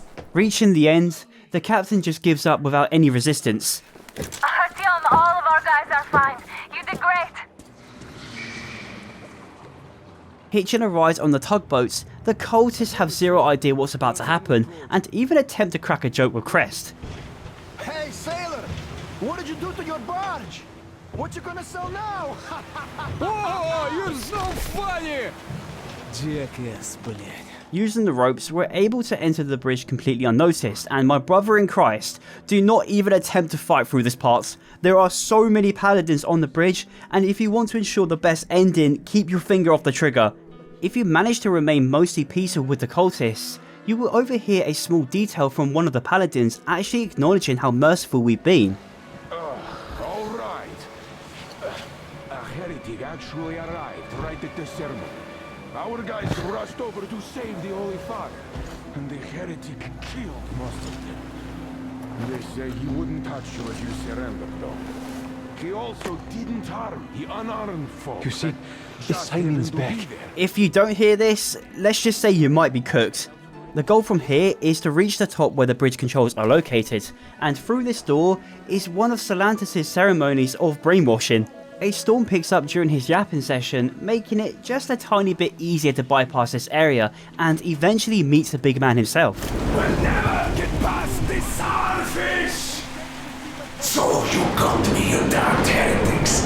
You took gotcha, and now you have me! Look, we're just passing through. Let us through peacefully, our guys won't shoot. We've been easy on you people the whole time, and Katya asked us to take her along herself. Do you get me? Sure thing. First you kill off the local cutthroats, and then you switch to us. Will you kill elders and children too? Or have you drunk enough blood already? Leave us for good now. God may punish you for your sins, but my responsibility is to tend my flock. That's a good boy. Hear me, brothers! Hold your fire! And I be damned, that took very little convincing to make it work. He allows us to leave peacefully, but only if you have high moral points. You see, if you terrorized the Volga and did bad shit, your actions not only make the cult hostile, but you also influence Duke to do something stupid and get himself shot, causing him to sacrifice himself just so you can get away. And yeah, if that happens, Duke won't be in the game anymore. Luckily, I kept him alive this time around, and we finally leave the Volga behind. Well, that's a job well done, huh? Artyom. Artyom. Wake up, dear. So, some time has passed and we're back on the train with our lovely wife. Though this moment is cut short after Miller calls us to the bridge. But you can actually ignore that order and mingle around the train carriage if you want. The first thing that caught my attention was Anna, because of course it did. You can actually sit down and spend time talking with her, and these moments do so much for her character. She feels incredibly human. Not just like a companion following you around, but like an actual person trying to process everything that's happening. And moments like this really remind you what Artyom's motivations actually are. Everything he's doing it for her. What I also love is that their conversations are generally interesting. Sitting here recalling that bridge and those people there, and we've been sitting underground for 20 years. And they haven't. So what? These are not the same people who used to build cities, planes, and space rockets. They are just like us in Metro, only even more dejected. Anna starts reflecting on the Volga, the cultists, and the lies people choose to believe just to survive, and she draws a really interesting comparison between the cult and the Metro itself. Solantis controlled people through fear and superstition, convincing them electricity was sinful and keeping them trapped under his rule. Meanwhile, the people back in Moscow were controlled by a completely different lie. That the world outside was dead and the Metro was the only safe place left. And suddenly, the two situations don't seem all that different. Which leads Anna to question something very important. Was Hansa really protecting everyone from foreign occupation? Or were they simply controlling people the same way Solantis did? And honestly, it's one of the first moments where you realise even Anna is starting to doubt her father. They didn't tell us that the war was still on. They just made us believe that there's no life anywhere outside of Metro. They've been lying to us. Lying non-stop. All this time. Were their intentions good? Perhaps. But the Metro is a castle built on lies. Damn, am I angry. And so far, no matter how far we get, we haven't met a single enemy. Isn't that strange? But Father won't have a word of it. Stay vigilant, be careful, the enemy never sleeps. You know, I love my father. A whole lot, no matter what. But what if everything he's been told is just another layer of lies? See, this is why I like Anna so much in Exodus. In Last Light, she wasn't that great of a character. For a good chunk of that game, she mostly just doubts Artyom and just talks down to him for seemingly no reason, only for the second half to suddenly go, actually you know what, never mind, we're in love. And I'm not gonna lie, it felt really rushed.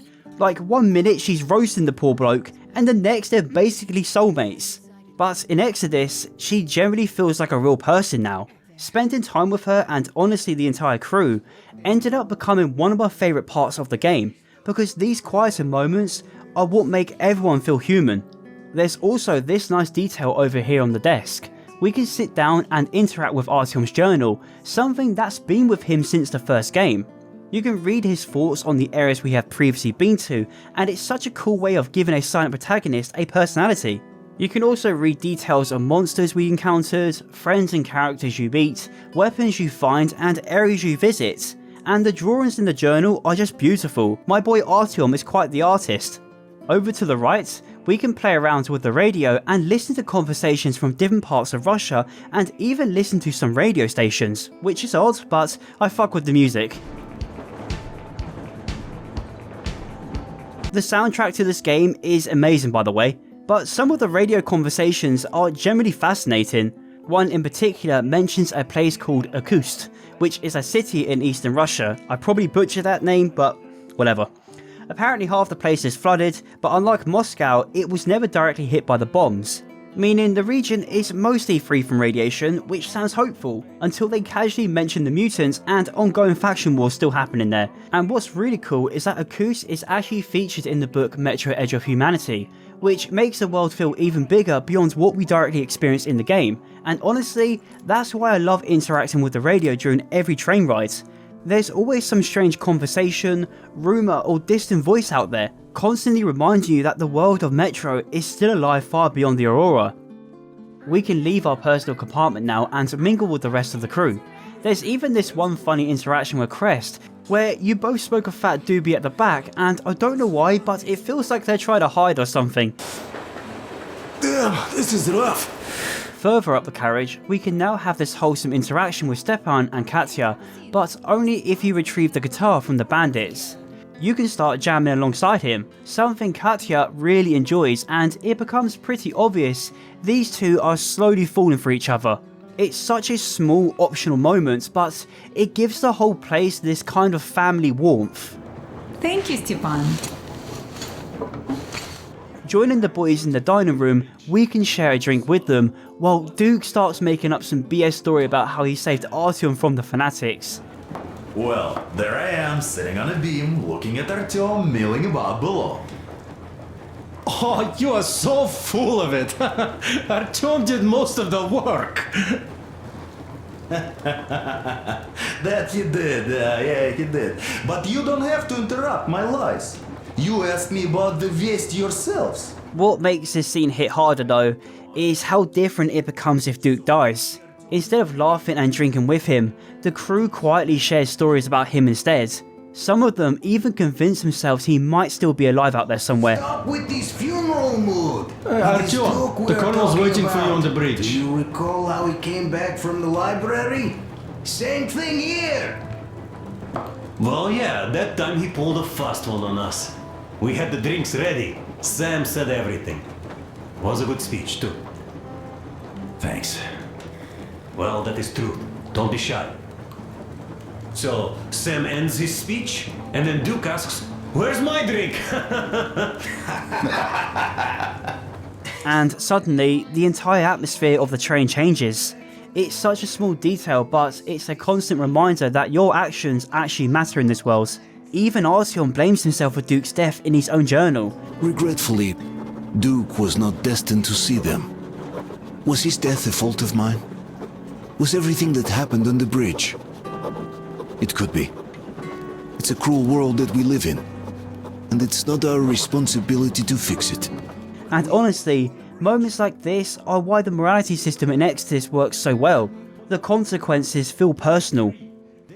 We eventually meet Miller at the bridge and he begins sharing some exciting news. I had a talk with the Ark, and all thanks to Tokarev. He got the decoder working. Ark, come in. Come in, Ark. Over. This is Ark? Identify yourself. Over. This is Colonel Svetoslav Mylnikov speaking.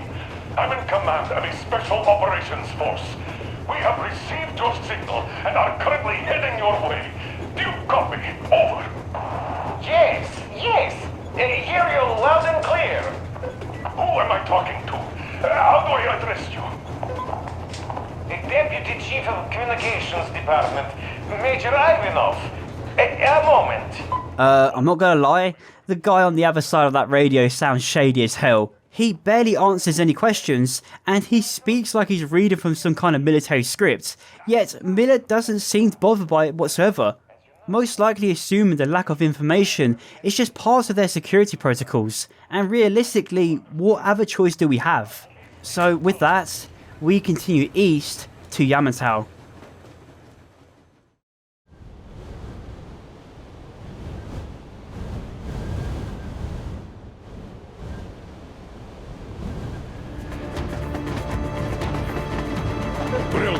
What's going on ahead? Over. Everything's abandoned, but the truck is okay. Over. We're now at the 2,700 kilometer mark and finally arriving at Yamantau. The scenery is now both a lot more colourful but extremely dead. It's an odd feeling as we approach. Despite Miller's hopeful spirits of finally reaching this supposed government, the area surrounding us gives off a more bleak and desolate vibe.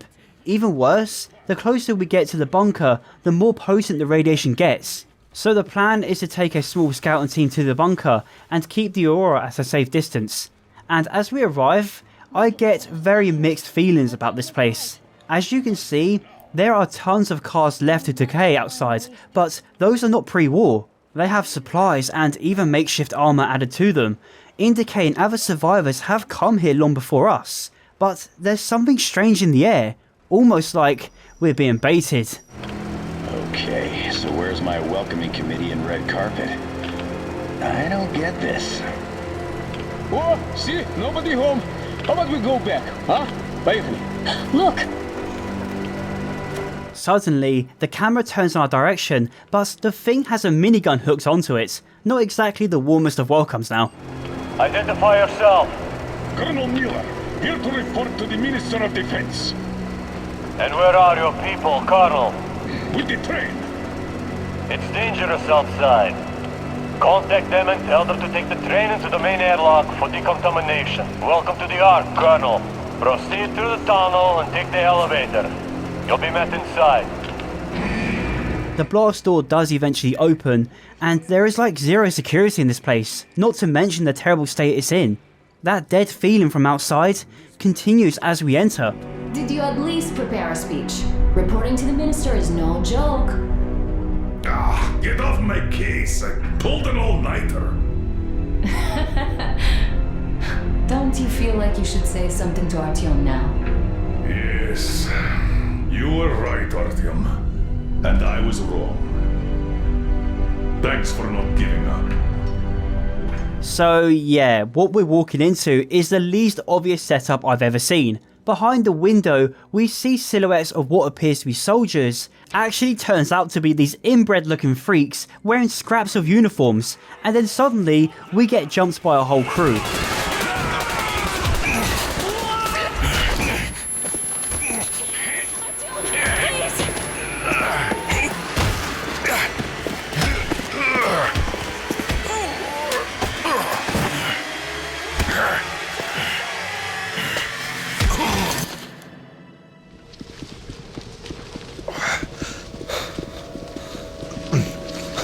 Waking up some time later, we get dragged into this circular chamber with bodies hanging by their feet, and it's here we meet the Doctor. Based on his mannerisms and speech, he's the leader of this crew, but even worse, they're all cannibals who have been luring survivors into the bunker and, well, eating them. We're nothing but their next meal. You'll be spitting Watch them. your tone, young lady. Do as that young man does. He woke up long ago, but quietly listens to wise people talk. You fucker! Let me go!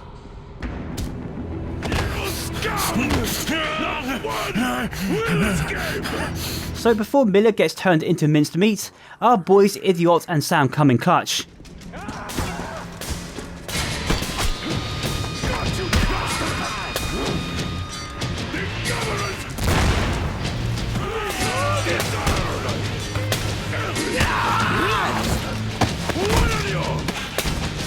And holy shit, Sam is an absolute badass of a character. No wonder he got his own DLC. Alright, now that we're back on our feet with a gun, this whole chapter essentially turns into a shooting range. Yeah, you don't have to worry about morals here, these Hills of Eyes looking motherfuckers are clearly evil. Metro likes to go back and forth from these cool open world style levels to more linear ones, since that's what the games were originally known for. As we're taking the lift, Sam points out this bunker looks oddly similar to D6 back in Moscow, which only confirms this was in fact a government building at one point, but now it's home to these cannibals. Anyway, Miller is absolutely pissed and decides to create a search and rescue team for Anna. We, of course, are sent alone to search the barracks and sickbay, though as we leave, we can find a diary entry from one of the workers who helped build this place. Apparently, the government never actually made it to the bunker when the bombs dropped, only the workers stayed here. You can find many entries here detailing the events that unfolded after a food shortage and how some people, including the person who wrote this, lost their mind and eventually became desensitized to eating human flesh. That means these people have been living inside this bunker and eating others for years. The thing I can't wrap my head around though is their appearance. Some of them look disfigured and even mutated. Perhaps the bunker was never finished and radiation leaked into it from the outside. It's hard to say. These guys are pretty sick, not only physically but also mentally. They have human organs just lying around as well as skins hanging from the walls. It's horrific. It makes the Fourth Reich back in the Metro seem more human than these guys. We eventually reach a part in the bunker that looks oddly familiar. This place is where the Spartans would sleep in last night. This room even looks similar to Artyom's. It's most likely a reused asset, but the bunkers could have also shared the same blueprints. Not much really happens down here, other than the constant action as you go from room to room searching for Anna. We even have a small boss fight with this armoured geezer with a machine gun, and just past the door he came from, we find Anna. Artyom, I knew! Behind you! There is always one like you, a hero. You're not saving anyone, just like the others. So just freeze! Yes. Let him go! Don't kill me. Now! Remember what I told you. There was an Enough chatter. Before the doctor can reveal anything to Anna, she cuts his throat. Either she's completely enraged over what just happened, or perhaps trying to hide something from us. Oh well, we safely take Anna away from this place and take an elevator. We wouldn't see anything worse than that cult on the Volga. And that Silencius with his damned fanatics. But no, it appears there was still space for growth. We could have gotten killed there. We almost got eaten here. That bastard. Unbelievable. To think he used to be a doctor. Don't matter. We'll see what happens now. We did survive him, after all. We eventually reach the command center and Miller is showing no mercy to these guys, and I mean, can you blame him? Anna is naturally pissed at him for bringing everyone here, but he tries to shift the blame onto us for essentially starting this whole thing. If we weren't so nosy with our radio, we wouldn't be in this position right now. Of course, Artyom isn't to be blamed for this. I don't think anyone really is. Miller was just looking for answers and a safe place for everyone, and now that plan has gone to shit, he's at rock bottom and taking out on others. Some fucking ark. What's down there? It's Caspian 1, a comm center. There's one more just like that in Novosibirsk. Are you going to drag us to some other bunker I now? don't know, Anna. We have to make the decision together. All that's left to do now is fight through a horde of these freaks, and my god, there are so many of them. Like, I'm not even kidding, this shit looks like it's straight out of Left 4 Dead. Waves and waves of these guys come out of nowhere, but against all odds, we managed to escape the Ark with all limbs still attached. Looks like this place is completely over. Time to go find the real government bunker, I guess. With the crew back together, the mood is rather quiet. This supposed salvation only made this new world more ugly. Yamantau is the worst part of humanity we've seen so far, and the surface overall is just more hopeless and violent. The safe place Artyom desires so much might not even exist. However, during this sour moment, Idiot makes a revelation. While looking over the satellite images he collected from the bunker, they reveal areas affected by radiation and areas that are clean, but the maps are outdated.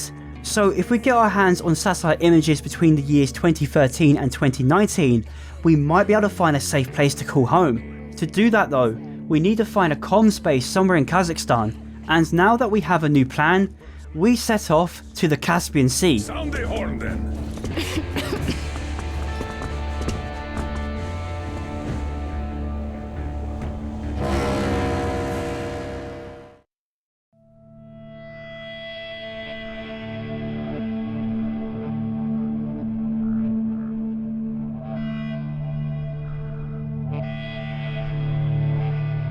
Now, the Caspian is a setting that is completely new to Metro. The cold, brutal climate we're usually familiar with is now replaced with a hot and harsh desert that is taking quite the toll on the crew. I feel like shit here. I will admit, I wasn't a fan of the Caspian on my initial playthrough, since I'm a big fan of that snowy, post-apocalyptic setting, but I eventually grew to love this desert wasteland. It's most definitely inspired by the likes of Mad Max, especially with the people that reside here and the themes it introduces. Oh, speaking of the people in this area, the train immediately grabs the attention of the locals, as we see a pretty beaten up van scouting out the noise. Artyom, a car! The game almost makes it clear the crew are suffering. Water is running low and many of the Spartans have fallen ill. Something that is possible when the climate you're used to drastically changes. Even Anna's cough appears to be getting worse. So the squad we have right now is pretty small, but we have no other choice but to find out what's going on. Miller wants us to find out where the van headed and gain information on the people that reside here. Stepping outside, the atmosphere is just so dead, but in the best way possible. The sun is beating down on us, many of the structures are in complete ruin, and the details of the crew really make it feel like you're in a desert. Their speech is slurred, they're sweating buckets, and they just seem so exhausted. The Volga made you feel the harsh cold, but the crew remained in relatively high spirits, simply because it was early in the journey, but after Yamantau, everyone is just sick and tired of this shit, and this new climate is only making things worse. And we're not going anywhere until we've secured some water. So heading out into the desert, the first thing I ran into is this creepy humanimal blended into the environment. Humanimals act completely differently here. They usually utilise ambush tactics, whether that be hiding in the sand or within plain sight. It's actually rather creepy, and I don't know why, but they gave me serious vibes of the zombies from that one Resident Evil film set in a desert. While exploring this area, many signs and altars made out of rusted scrap can be found with a bald man's face painted onto it. It feels very authoritarian, and it seems like the locals worship him or something. I guess if we investigate even more, we might find out. The van was spotted heading to this particular building, and as we approach, the Caspian is suddenly hit with a brutal sandstorm.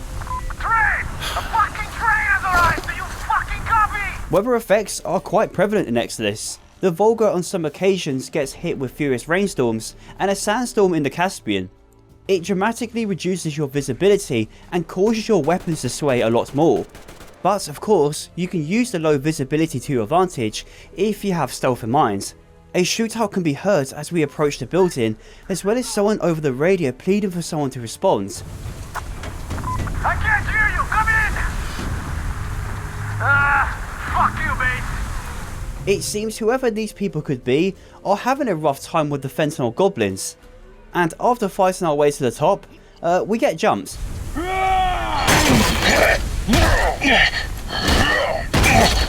You made a mistake coming here. After a close call with this absolute unit, we have the option to either kill or spare him. Since I'm a kind soul, I let the guy live, but let's just hope he doesn't come back to rock our shit again. We take his makeshift key to his van, but as we're about to boost it, we're unfortunately ambushed by some humanimals camping it.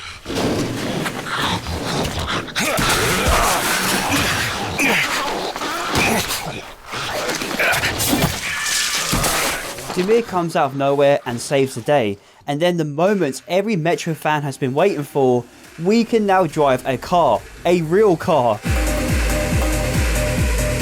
This is where the open world aspect of Exodus really opens up. The Caspian level is really big, and the van we just hijacked is what actually makes it bearable to explore. Now unfortunately, this thing also introduced me to another piece of fantastic classic Metro jank.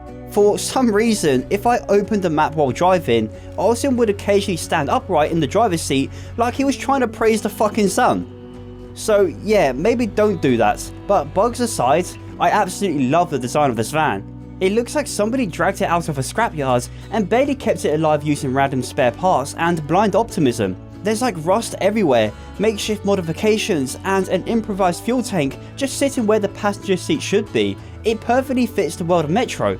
But where the hell are we going? Well, Demir gave us a pointer towards the lighthouse, making that our next destination. However, there is plenty to see along the way. But before we hit the road, let me introduce you to the Shambler. Oh hell yeah. An iconic semi-automatic shotgun that packs a serious punch. If you didn't have this thing equipped in the previous games, you were playing them wrong. However, I would argue there are better alternatives because it felt pretty weak in Exodus. Sometimes it kills in one shot, other times people would just eat the ammo. It's so weird. I don't exactly know if it was nerfed, or if it just wasn't as good as I remembered. Nonetheless, I took it anyway, because there are certain attachments out there that will turn this thing into a beast later. Right now, the map is telling us to head towards the lighthouse, but as you can probably see, there's interesting stuff everywhere around us. And honestly, this is what I love most about the open world design in Exodus. Exploration never feels forced. I constantly found myself stopping the van just to check out random landmarks that caught my attention, and most of the time, they're positioned along your journey anyway. So instead of feeling like side content or checklist objectives, exploration just becomes part of the adventure naturally. That's why it works so well. The game keeps the system incredibly simple and lets the world itself do most of the heavy lifting. You're not constantly staring at icons wondering what activity to clear next. You're just moving through the wasteland and following your curiosity. One minute you're exploring some abandoned wreck in the middle of nowhere, and the next you're fighting off bandits or getting chased by a demon, and this is the best compliment I can give Exodus. Half the time, I completely forgot the map even existed, because the world kept distracting me in the best possible way. The Caspian itself is also visually fascinating. All around the roads, you will find rusted ships and boats left stranded in the sand, a constant reminder that this place used to be an ocean before the bombs fell. Now it's mostly dried up, leaving behind these massive barren deserts along with pools of exposed oil slowly leaking through the ground, and that oil becomes very important later on because it's exactly why one particular man now controls this region, but we'll get to him soon enough. Most of the wrecks are empty, although some hide small stashes and makeshift shelters filled with all kinds of supplies. And it's at one of these wrecks that I stumbled across this absolute beast of a sniper rifle. This is the Valve. A chunky bolt action rifle that generally looks like someone welded it together using old engine parts and scrap material. It absolutely screams post-apocalypse. And in a way, it sort of reminds me of the PTRS-41 from World War II. If you spend enough time exploring the Caspian, you eventually start finding all kinds of attachments for this thing too. Stuff like bigger magazines, better stocks, improved barrels, to the point where it eventually becomes one of the strongest weapons in the entire game. And the Caspian is the perfect region to introduce it. The open sight lines practically beg for sniping. I explored a few of the rust buckets towards the lighthouse and stumbled across this one that has almost been completely submerged by sand.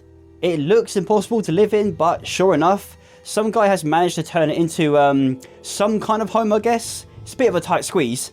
Buildings are obviously pretty scarce in this region, so it makes so much sense for someone to try and build something out of the many wrecks you find in the Caspian. I even found this one boat with a very peculiar sign on it that was begging me to investigate, so naturally I did, and this place is just one cruel prank for anyone dumb enough to search the boats. It seems someone used to live here at one point, but I guess he left the window open or something and got killed by these humanimals. Oh well, it's mine now. I took this moment to clean my weapons and change some parts. That's when I suddenly heard a demon outside. By the way, this encounter is completely unscripted. This is actually the first time I've ever seen a demon in this part of the Caspian, and of course my first instinct was to shoot the damn thing. Yet don't do that, demons are not worth fighting in this game. For all the ammo it takes to kill it, you don't gain anything, and that applies to every mutant you encounter in this game. Most of the time, it's best to avoid any mutant when you can and save ammo for moments where you actually need it. I eventually gave up and just continued on with my journey. There was this weird spot on the map with random black spots everywhere, so I went to check it out, and it turns out it was just a bunch of oil geysers catching fire. You will find these all over the Caspian, and honestly they're pretty beautiful. I took this brief moment to check my weapons, and then a demon just randomly swooped down and messed my shit up.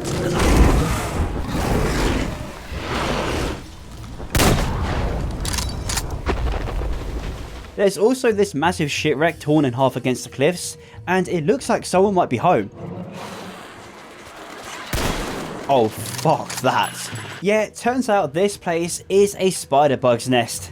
These buggers are creepy as hell, but also extremely difficult to deal with, but I'll come back to these guys a little later. So pushing through all the cobwebs, we eventually find this geezer just chilling. This guy gives us a warm welcome and even invites us to stay whenever. It turns this place into a safe house, which is where this guy remains at all times. He's hiding from the gang that runs this entire region, and apparently they talk about everything over the radio. This guy just spends most days listening. It's also here we learn about one of their bases along the ride, which conveniently enough is a place we need to pass if we want to get to the lighthouse. And it's here a different kind of evil is shown off. I don't like this at all. I want to fight and get glory now, not later. The gang here are called the Moon Nine Bailer, which is Kazakh for oil drillers. They have turned the entire local population into slaves through their control over certain resources such as oil and, most importantly, water. The Moon Nine Bailer use that very oil to produce fuel for all their vehicles and machinery, which helps them extend their reach into the other nearby regions. This isn't the only area they rule. And what's even more disturbing is that a lot of these slaves joined them instead of being forced into it, mainly because that's the only way you can survive out here. That's how much control the oil drillers have over the water. It also appears they worship the leader of the Moon Nine Bailer like he's some sort of god. They call it the Holy Flame, and no, this isn't another religious cult like in the Volga. This religion was made to keep the slaves in check, but when you think about it, is it really all that different? The guy who runs the Caspian goes by the Baron, and we will be learning a lot about him shortly.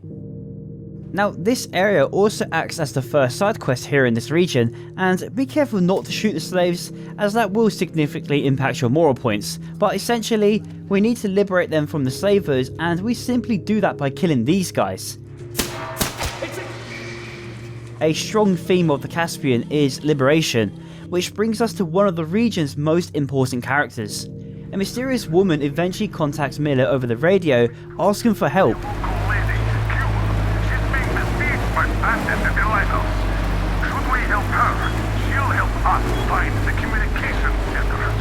Turns out she's currently trapped inside the lighthouse and surrounded by the Baron's men.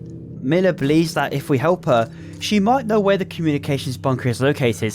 So with a new lead, we jump back into the van and head towards the lighthouse. And as we approach the area, we finally hear the Baron himself speak over the radio. Listen up, everyone, the Baron is about to speak. Listen up, everyone, the Baron is speaking. You fucking dickhead! What's so hard about naming one Measly brought with the whole gang!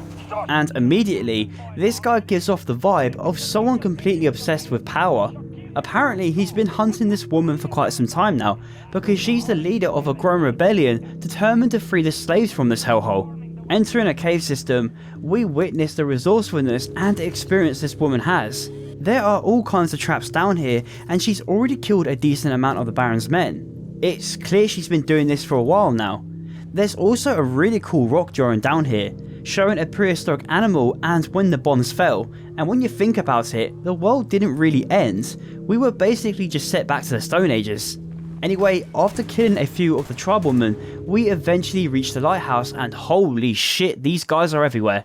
Now, you do have the option of killing them or just knocking them out. This is a really important choice to make early on, because it turns out many of the people who are fighting for the Baron are just regular people who have been manipulated.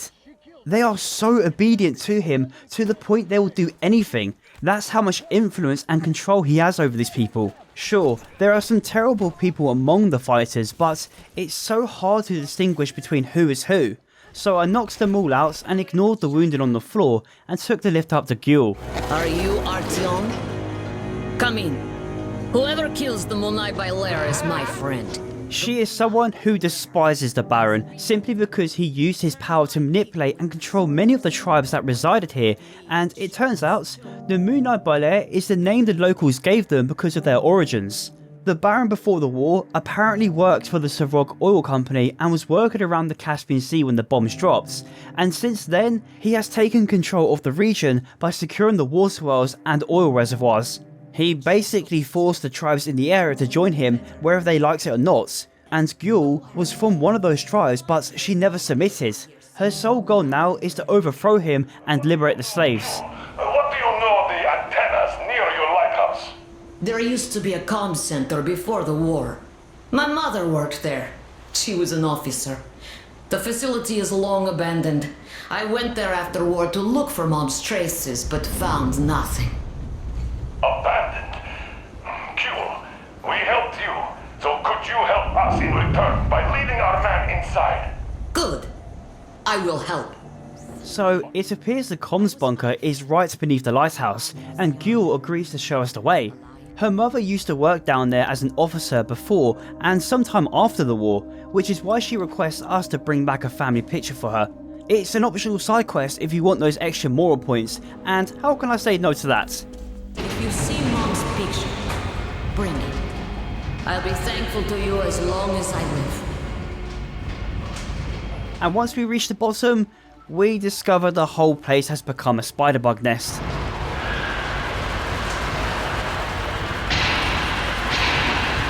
Spider-bugs are like this weird combination of spider and scorpion, and these disgusting things are bulletproof. Well, sort of. Shooting them directly won't do any damage, so we have to first abuse their weakness if we want to kill them. Since these mutants mostly live underground, their genetics over time has made them extremely sensitive to light and will begin to burn if we point our flashlight at them. They scatter away incredibly quickly, but if you keep it on them long enough, they will eventually expose their bellies for us to shoot, and man, these things are creepy as shit. Not just the noises they make, but how fast they are. One moment they vanish behind cover, and the next they're crawling up your ass. Eventually, we can find a note from a man named Lieutenant Novikov, informing someone about Colonel Markov's suicide.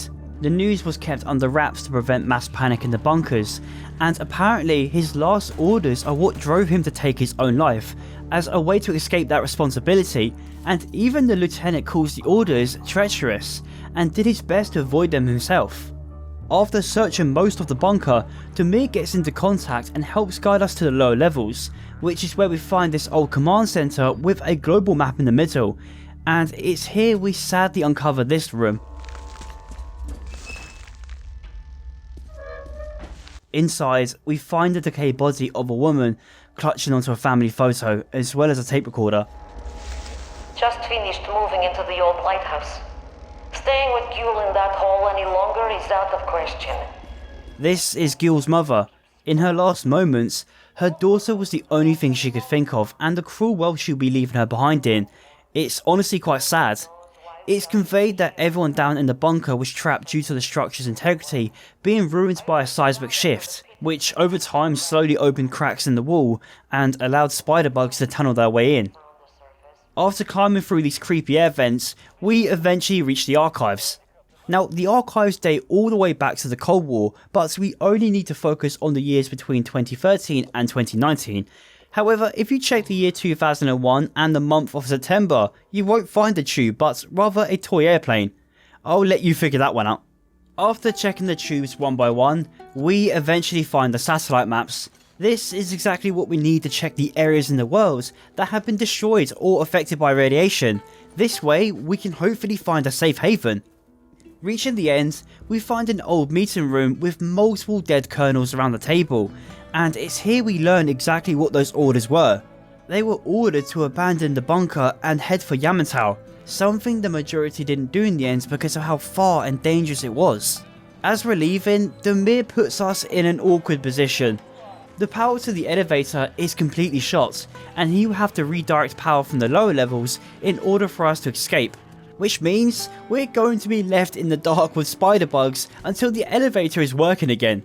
This is one of those rare moments where you can do nothing but fight them off. It's time gated, and these buggers just start coming out of every nook and cranny. Luckily for us, Demir is able to fix the elevator and we're able to rejoin them at the top. We safely fight our way out of this sand pit and return the family photo to Gyul.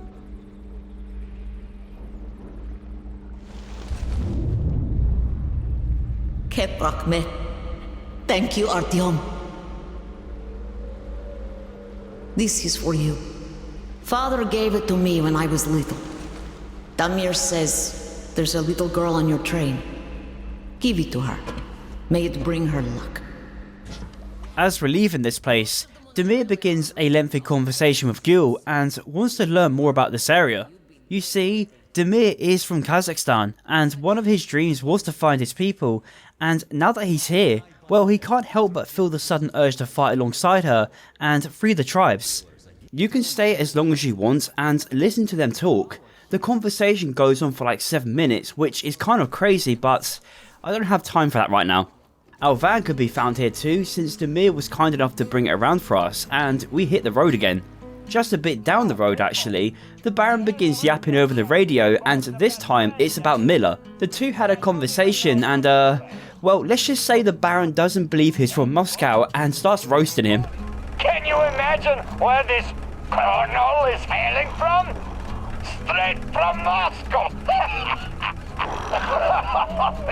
There's this part of a bridge that has been converted into some kind of watchtower, and I thought there could be something cool up here, but nah, there's nothing. It was all just a waste of time. All that's up here is just a dirty mattress, and we can use it to sleep, and if you do, well, you wake up to a bunch of bandits. If we wanted you dead, you'd wake up dead already. No two ways about that, huh? Hell yeah! So don't you worry, pal. So it turns out, they're not here to hurt us, only here to make a deal, and this guy looks oddly familiar. It's the same guy we spared right at the beginning. This is Sal, someone who isn't entirely devoted to the Baron. In fact, he made a deal with Gyul to take out the bloke for him, so that he could be replaced with someone who shares an uncanny resemblance to him. Sal will use him as a puppet to control the Caspian, but that doesn't exactly sound like it would make the place any better. Since Gyul has failed to kill the Baron, he wants us to do it for him instead. In any case, I'll be frank. Neither you nor I are interested in Baron staying alive, so I say, whack him for good. You seem to be up to the task. I can still feel the thrashing you gave me. And as payment, he says we can keep his van. So, yeah, that's nice, I guess. After that bizarre encounter, we continue on the road and we eventually meet up with Anna at her sniper post. Look at my lair here. Didn't have such luxury back in Moscow. Still, this place is too hot. I feel I'm coming down soon, like Stepan. In any case, here's what I learned. This place allows us to check out areas to the east, while Anna gives us the rundown of the things she has seen in this area. Looking at the map, we now have a few places marked, one of them being this old crane on the harbour. Anna noted that she had seen a sniper chilling up there, and sure enough there is. The man tries to take our head off as we approach. Nothing too crazy happens here. Arna helps us deal with them in the end, and the crane does turn into a hideout. It's what we find inside that's interesting. The train guys occupied the station. Put some sentries out. There's around a dozen of them, but they're well organized.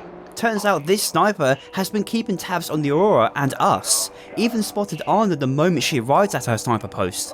But this guy also figured out Sal was a traitor and informed other tribe members in the area. Wherever the Baron found out is unknown, but we do have an interesting encounter about this later. As I was exploring more of the area, I ran into an outpost on the road, and after killing these guys, I recovered this familiar looking assault rifle from one of their bodies. This is the Bulldog, also known as the Clash 2012. Well, they're not exactly the same weapon, but they share a similar resemblance. It's a modified AK that has been converted into a bullpup system, which is very similar to the Russian Groza, albeit a very different caliber. It's again a great way of making the weapons feel believable. By taking a real world design and altering it into something improvised, really sells the post-apocalyptic feel of this game. But is it any good? Well, I'd say so. It's a much slower weapon compared to the AK, but it's far more accurate, and honestly, the slow rate of fire helps with conserving ammo. Anyway, this outpost is directly above a wrecked ship that is housing a ton of slaves. So taking the zipline in, we begin clearing the place out. There's even one of those armoured dudes here with a machine gun, and he's quite tough, but if you manage to get through this place quietly, you can just knock him out with ease. With everyone out of the way, we can liberate the slaves and gain some moral points. Over in the corner of the map, we can find an old airbase that is currently home to a demon. Getting its ugly mug out of the way, we can explore the area for a bit. On a previous radio broadcast from the Baron, we learned there are all kinds of weapons and equipment buried under the sand here. He's been ordering the tribes in the area to gather those said supplies, but nothing so far, probably because the demon was scaring them off. So instead, they had been sending slaves up here to do it for them instead. One of them can be found dead inside this hangar. Nothing worthwhile can be found other than a bunch of pesky humanimals, but amidst the chaos, a bunch of troublemen show up. They believe it's Sal inside because of the van parked outside, and they aim to kill him. Obviously, they get quite the surprise when we come out guns blazing.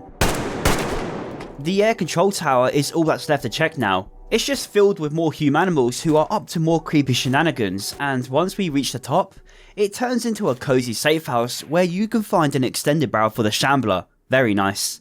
With nothing left to explore, we take the van back to the Aurora. Upon returning, a crazy sandstorm forces everyone inside a little shelter they built while we were gone. Shh, don't get up yet. Uncle Artyom has to talk to the colonel first. Morale has reached an all-time low. The water has almost ran out and more have fallen ill, so it's a good thing we're bringing back some good news for once. Miller takes the maps from us but then goes on to express his concerns. At this state, we're going nowhere. He did in fact keep in contact with Gil and has learned the location of a water well belonging to the Baron. He wants us to go there and steal one of their water trucks. Wow, thank you! Look, Grandpa Yermak, I have my own canteen now. Well, now we'll have to ask for some water. Then you'll have your own untouchable reserve. Demir will meet us at the cave entrance, but I took a quick detour. You see, while I was making my way there, this little canyon caught my eye. Trucks can be seen by the entrance as well as a bunch of bodies. Investigating the area, we discover a bunch of tribesmen trying to kill a local hiding inside a cave. We help him out, and when entering the cave, we just find a dead body on the floor. Next to him is his death note he left for us. Turns out he led a small rebellion himself, but they were all killed. Something he blames himself for and took his own life out of guilt. It's a sad story that is easily missed. It's again a little glimpse into the desperation the locals are facing and are trying their best to fight against this oppression, but in the end, they're just fighting a losing battle. All we can do now is help our own people and just hope our actions will lead to a better future for the Caspian. Linking up with Demir, we begin descending down into this cave system. Now this place used to be home to some of the locals, but the oil geysers in the cave blew up and essentially flooded everything with gas. And we can't proceed without a gas mask. The cave system itself is very primitive. More paintings can be found on the walls, and no electricity runs through this small town they built down here, just old torches. It's also home to a bunch of humanimals, which really gave off the impression I was in The Descent. Yeah, remember that movie? That shit was terrifying. Once fighting through these mutants, we eventually find a crawl space that takes us to the water well. This is where Demir splits from us. The plan is for us to sneak to the gate controls while he steals the water truck, but before leaving, he really encourages us not to shoot any of them. Only because we don't know who or where the bad tribalmen are, and most of them are just being manipulated. So if you want the best ending possible, just knock them out instead. I personally want the so-called bad ending, and I will explain when the time comes. For now, let's just open this gate and jump for the truck before Demir leaves us behind.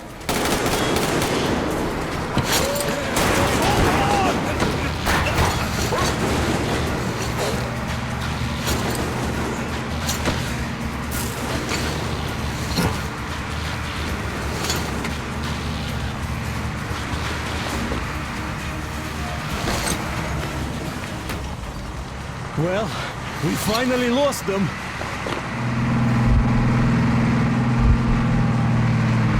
tired? No wonder. All right, brother. Have some rest.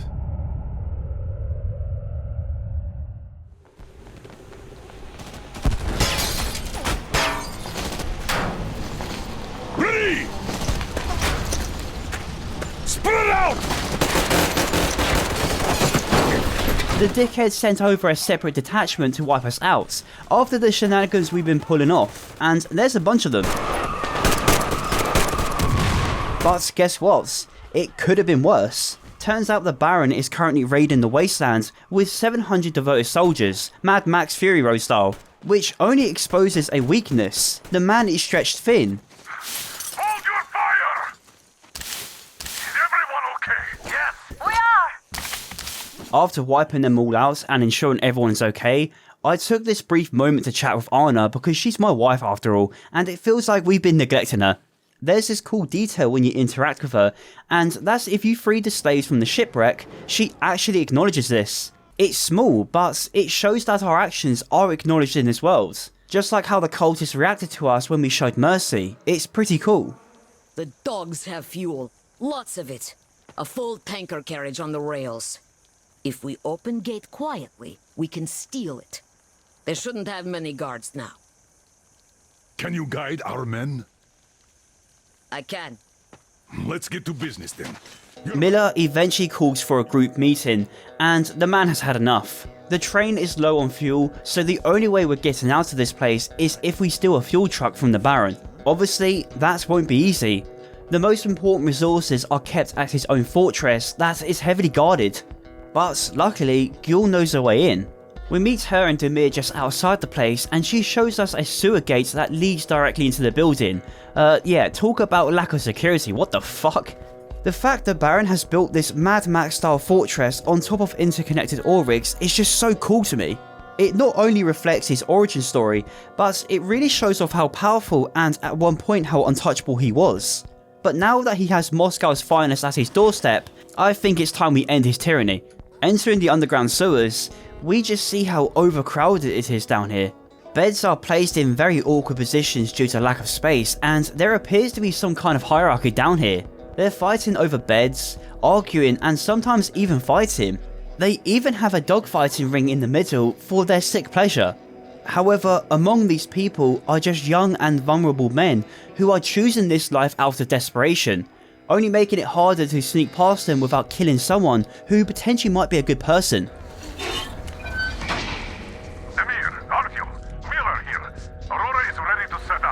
Eventually, we do make it outside, and we get this clear view of this weird statue made out of scrap, mounted on top of the main entrance. It's the Baron's face, and I can't think of anything more egotistical than that. Demir is just above us, and he did secure a fuel truck. Only problem is, the front gate is locked. So the Baron takes this opportunity to invite us in to negotiate some sort of terms. Simply because we have no other choice, we accept his invitation, and just inside the entrance, we can see the many slaves living in essentially tin cans hanging off the side of the rig. They make comments about us, and despite how they've been treated and the fact we've already liberated many slaves at this point, they still see us as the enemy. Again, it really shows how brainwashed they are.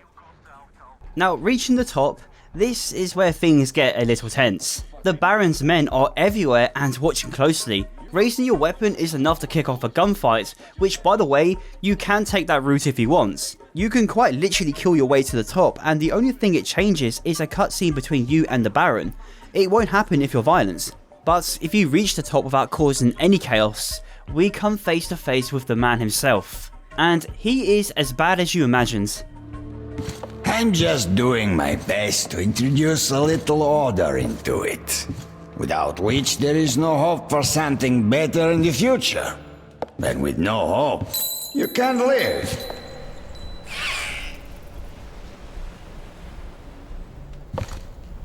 But let us cut to the chase. You definitely did not come here to enjoy the scenery. Ergo, you have a goal. And that goal is probably far from here. The deal he offers is one we can't accept. He basically wants us to hand over Gül for safe passage, and the moment is interrupted by her coming in guns blazing. Long and prosper. Now what? Your help has come for you! You'll answer for everything! This puts us into a small arena against the Baron's thugs, and they just storm the room. It's kind of like that segment from Yamantau where you unleash chaos for a bit, and it's actually here I noticed something I previously missed, and that's the weapons they're carrying. Their shamblers are attached with chokes, which is an attachment that basically makes the group tighter at range, and as far as I'm aware, this attachment only drops here. When I said some of these parts are exclusive to certain regions, this is what I meant. It's something I found really cool about the weapon progression in this game, and you always have a reason to check the weapons that drop onto the ground.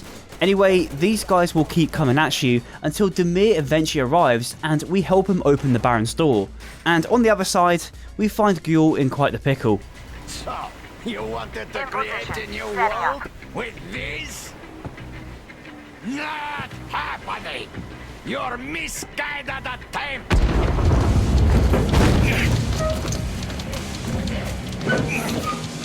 I got her! Take the Baron! It's the strongest who survives! Your head's in the way.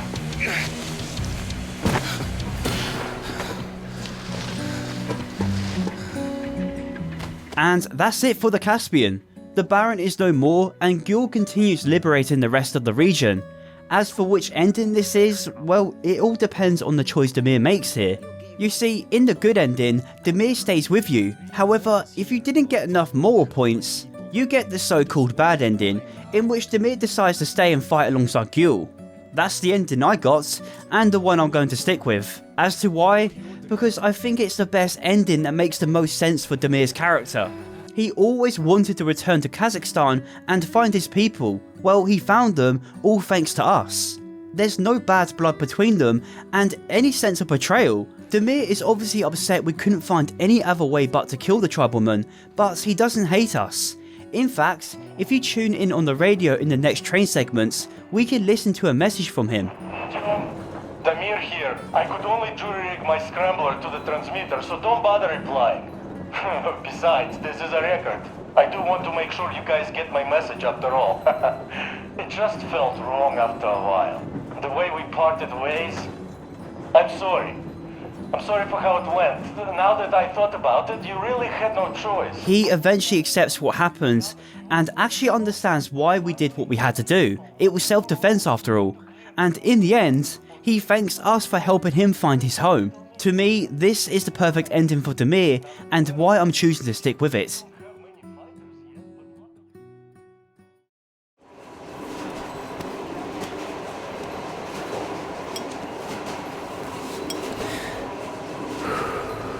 So, some time has passed since we left the Caspian. We're now in the middle of summer and roughly around the 5,000 kilometer mark.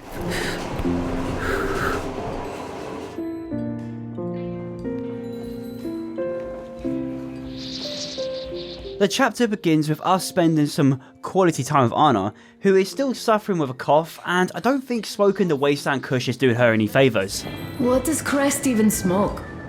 It's terrible. This is another one of those moments where you can just finally chill with Anna and the crew, and by staying behind, Anna begins to talk about her mother and why she took her own life before the war. Did I ever tell you why my mom died? Of course I didn't. It was because of Dad. He used to be even harsher back then. Used to come home from the barracks and reach for the bottle while taking off his boots. They'd quarrel, and then he'd stop appearing for a time. She once had a dream of taking Anna away from her father and returning to Vladivostok to hopefully find a village along the ocean shore. This is what Anna wants for her and Artyom. It sounds like she's been harsh to her father here, but it was after her mother's death, Miller became overly protective of Anna and eventually became the father she needed. I don't know where my dad's destination is. Don't know where yours is either. But I know I love you a whole lot. Leaving our personal cabin for a moment, we can see the crew preparing for a celebration. It appears Miller has some good news to share, so we join them at the table, and it's where we learn they have found a place completely safe from radiation. That being a river valley in the northeastern part of Kazakhstan. It's a forest near a hydroelectric power plant, and is quite far from densely populated areas. We're about 2 days away from it now. So, congratulations, everyone! Yet, this is not our last order of business for today. After Miller shares the good news, a really beautiful moment happens between Stepan and Katya. My boy put a ring on her. Stepan, Katya, repeat after me. I take you to be my spouse. I take you to be my spouse. And vow to hold you from this day forward. And vow to hold you from this day forward, for better or for worse. For richer, for poorer. For richer, for poorer. In sickness and in health. In sickness and in health. To love and to cherish until death do us part.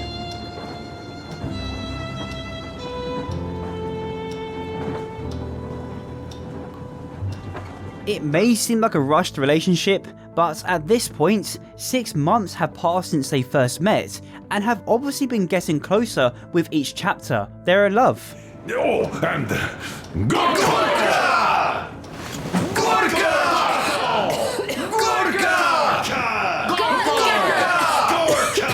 But this moment of happiness is suddenly spoiled with a scary revelation.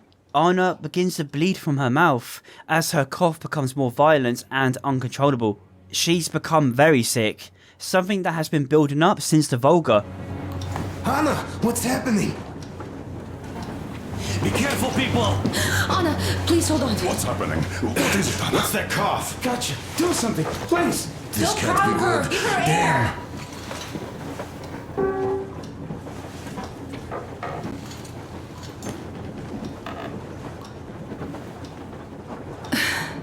I'm sorry I didn't say anything. What are you talking about, baby? Apparently, the doctor from Yamantau discovered her lungs were severely damaged by the fumes she breathed in from the ammo dump.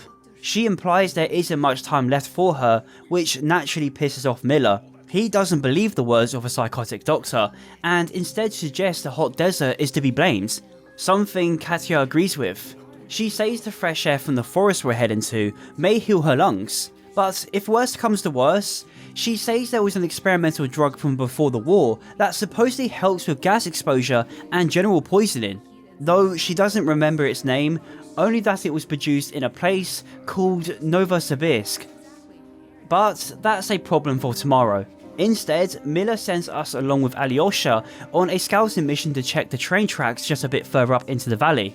Before interacting with the map and proceeding into the next area though, there's actually this really wholesome moment back in the carriage many would normally miss, and it's Stepan playing a song for everyone to lighten the mood. Полковник Васин приехал на фронт со своей молодой женой. Полковник Васин созвал свой полк и сказал им: пойдем домой. Alyosha got so into it, 2 of them spawned in the carriage, I don't know why. Anyway, we only need one of them for this next mission, so we take the rail car and begin checking out the train track along the river.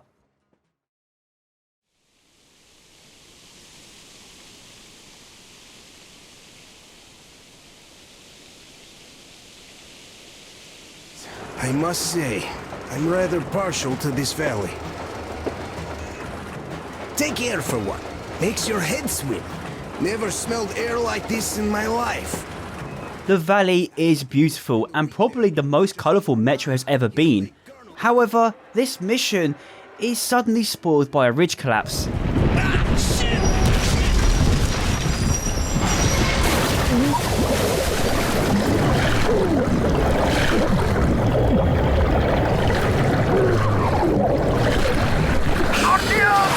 The strong current drags us away further from Alyosha, and just when things were looking bad, a very primitive looking person pulls us out of the water.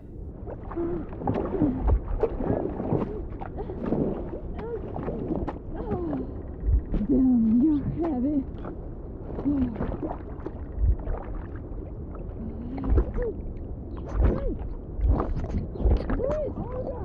Where are you? Did you find anything? Get a move on! We got to check the shore right down to the lower. Nothing here. Coming.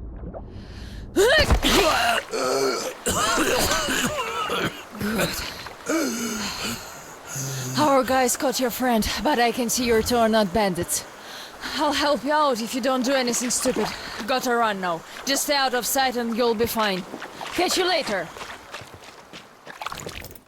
Alright, well, not only is this Artyom's lucky day, but we learn a lot of information just from this brief moment. There are in fact people here and appear to be friendly, but the fact she highlights we're not bandits indicates there might be more people here than we previously imagined. This chapter is an interesting one, mainly because we lost all our equipment in the river, including our backpack. Though when investigating the nearby house, we quickly find ourselves a new weapon, that being the crossbow. This replaces the Taiga in your third weapon slot, and I just love the design of this thing. It looks like it was made out of spare bicycle parts. The crossbow hits extremely hard at the cost of having a slow reload, but loads of different attachments can be found throughout this level. Inside the house, we find multiple mutilated bodies with signs attached to them. They're directed at the marauders who are currently pillaging the forest and locals. So it's safe to assume the woman and her friends were responsible for this, which does give me mixed feelings. And when leaving, an arrow is shot into the fence right next to our face, containing a warning message with some very peculiar spelling. So this area apparently belongs to a faction called the Children of the Forest, and we do learn a lot more about them fairly soon, but before that, we find a bandit tied to a pole in the woods. Naturally, I help him out for those good boy points, and this is where we learn the bandits basically want to wipe out the tribe who live in these woods, the same people who helped us out just earlier. And by the way, he's only sharing this information because he thinks we're also bandits. The reason he makes this mistake is because the forest people here all wear primitive clothing. I'll wait here till they wake up and go bring the boys. We have a good chance to get a drop on them forest fuckers now. We'll tear them apart like fucking rags. Yeah, hopefully saving this guy doesn't come back to haunt us later. In the business, we call this foreshadowing.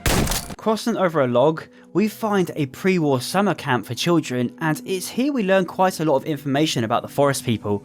Stepping into one of the decaying classrooms, we find this weird letter from an 8-year-old child named Larissa. At a young age, she appears to know how to hunt and even defend herself. It could be lies, but the deeper we head into this place, the more clear things become. Avast! Stop right there! It's the brethren of the coaster! Take another step and we run a rig on you!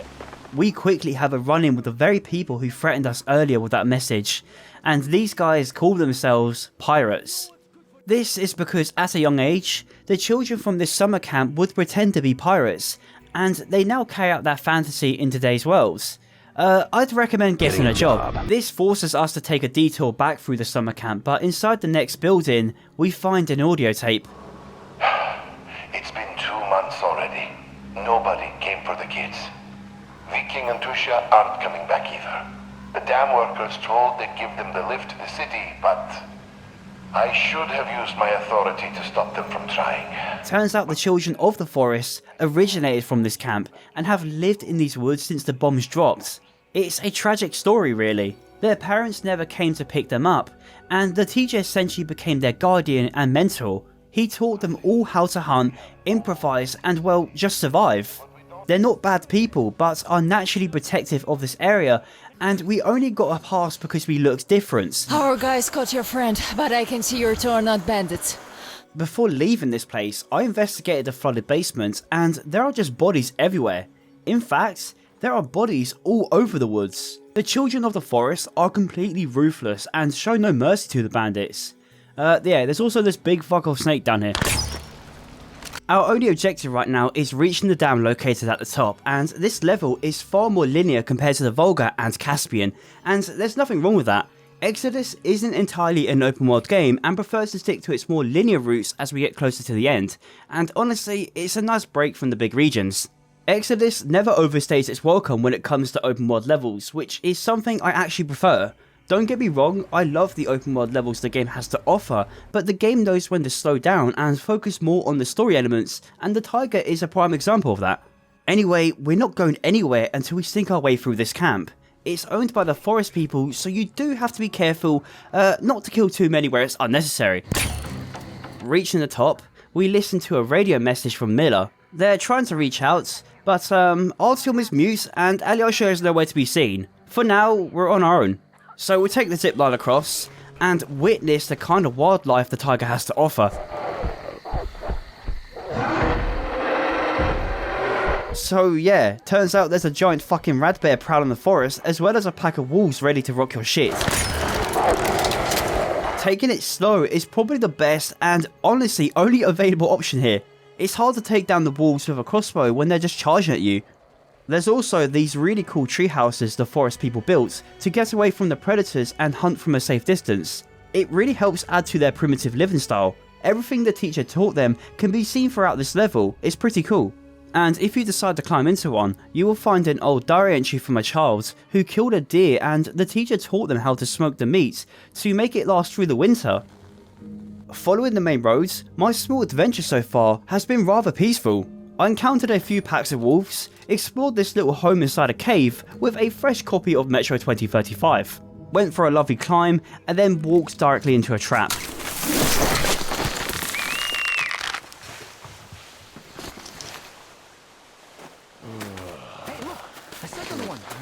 I told you he was not alone. Yeah, alright. Let's cut the rope and take him to the camp. These are the Pioneers, a more peaceful faction within the forest people.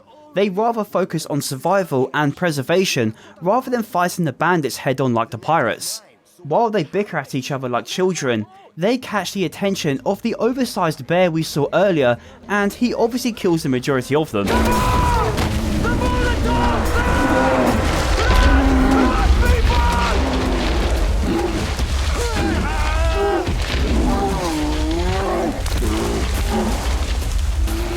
Oh well, at least we can escape from this net now.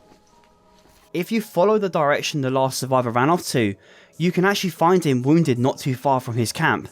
Naturally, he thinks we're a bandit, but if we peacefully retrieve our bag from him, he understands we mean no harm. Just down the hill from here, we actually find the Pioneers' camp, a place I tried to get past peacefully, but one of the dickheads decided he was going to check this tree trunk I was hiding in. Oh my god. If you do manage to sneak in peacefully, the Pioneers' camp is a really interesting place. Right at the centre, there's an ongoing forest court meeting, discussing what they should do with us. Some argue we need to be killed, while others believe we deserve a fair trial. Despite their appearance, they're a lot more civilized than the bandits, which is telling. The teacher didn't just show them how to survive, but also passed down his humanity. Everything they do is by his teachings, and I just love how much we learn about a character that we never actually meet. He died many years ago. If you check out this greenhouse right at the centre, you will find some guy sitting in the naughty corner. Ha! The second one arrives. You'd better beat it though. Nobody will give you the time of day now when your friend ran away. He knows who we are, and even tells us Alyosha managed to escape before his trial, and even left quite the impression on the girls here. So with that information, we knock his arse out and make our way out of this camp. Now, you can follow this ravine to get to the next objective, but there's this cave along the way with quite the peculiar noise coming from it, and that's just too enticing to ignore. What the fuck am I walking into? This is actually one of the pirates, and just further down here, we can find a note next to a different body. Apparently, their camp is being raided by around 30 bandits, and he's just leaving this behind in case they don't make it. We eventually reach this raid and rescue one of the pirates after killing every single person in the camp. Yet the bandits completely decimated this place, and it's here you can start to understand exactly why the pirates just want to kill every outsider, and that's because the bandits are the only kind of people they have met. It justifies why they want to take a more violent approach. You can gather all kinds of materials and ammo off the bodies, but if you head to the river, you will find the very bandit we saved earlier. Now, this isn't one of those moments where our actions cause this. The attack happens regardless, but again, it reinforces why the pirates want to kill them all. Leaving the camp and heading up the hill to a church, the graveyard is perfectly laid out for a boss fight.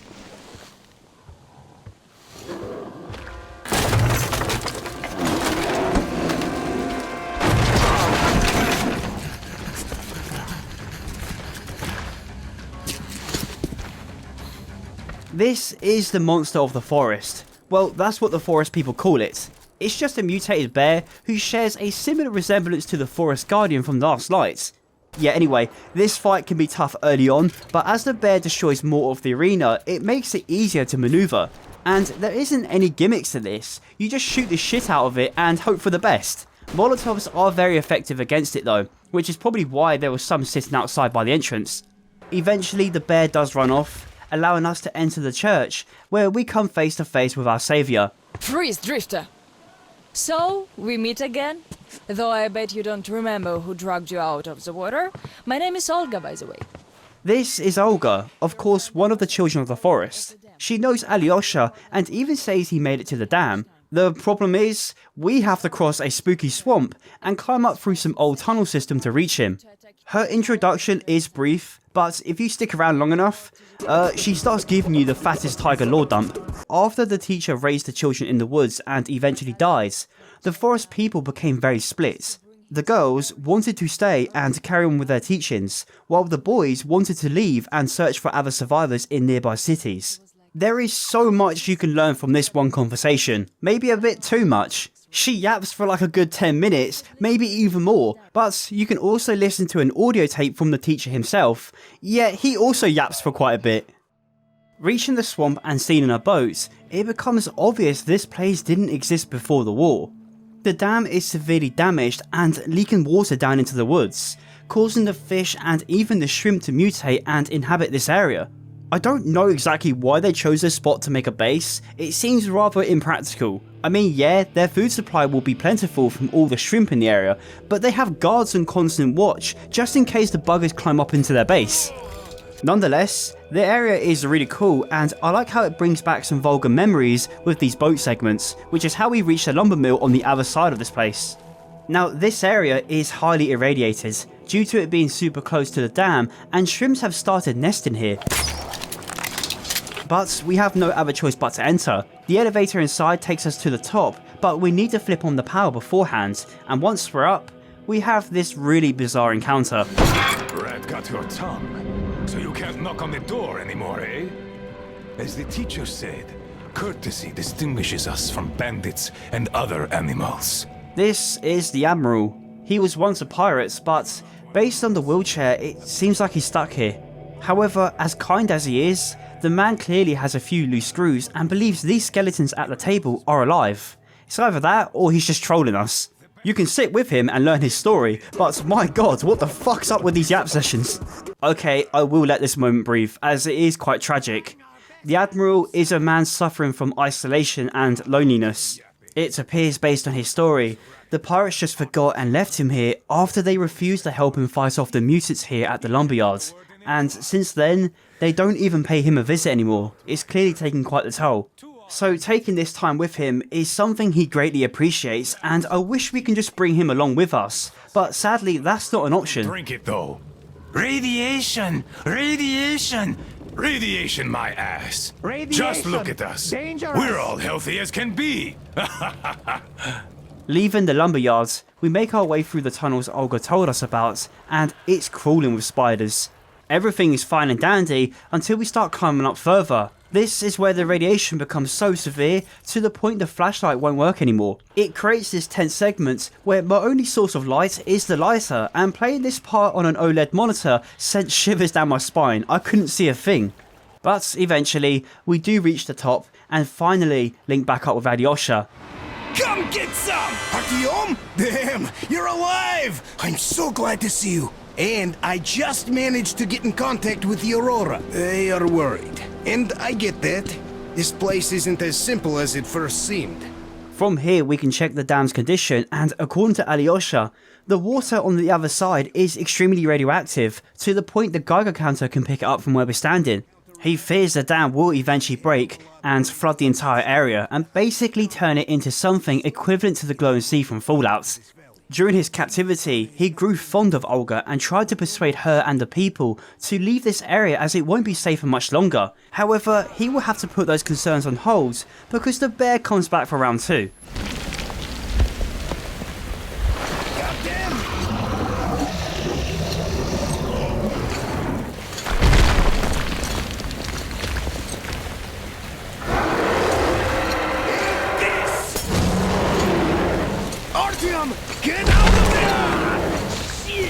This is the final showdown with the bees, and it plays out exactly like last time. Shoot it to shit and ask questions later.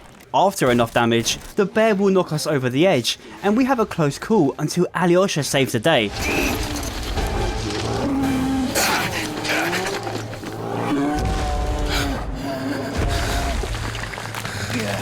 This chapter ends with Olga appearing just before we leave and embraces Alyosha for a moment.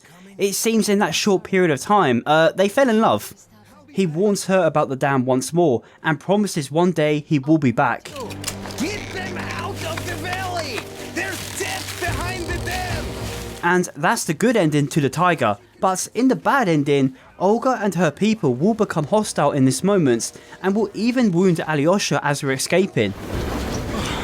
You guys really had us worried there. Anna is in bad shape. We must move. Time is short.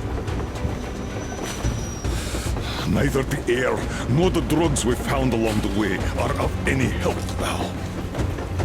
The illness has progressed too far.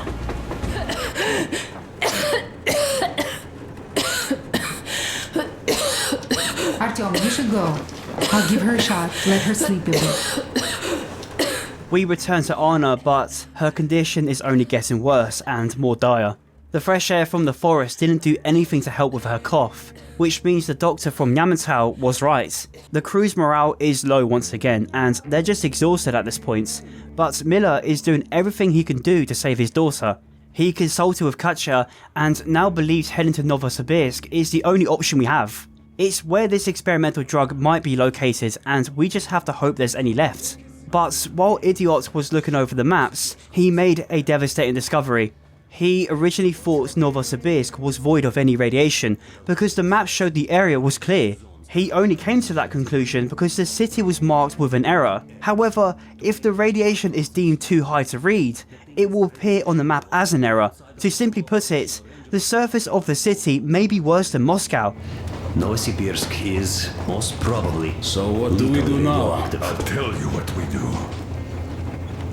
Artyom and I will go. This is not the other way. We go together. Not all right. Please. She is my daughter. His wife. With no other option, Miller and Artyom will be the only ones heading into the city because Tokarev was only able to prepare 2 protective suits for the mission. You can talk with the crew before leaving, but not much else really happens on this train ride. But if you use the radio, we hear a transmission from a kid who has been abandoned. Colonel Glednikov, do you read me? Please come in. Dad, please. Come in, over.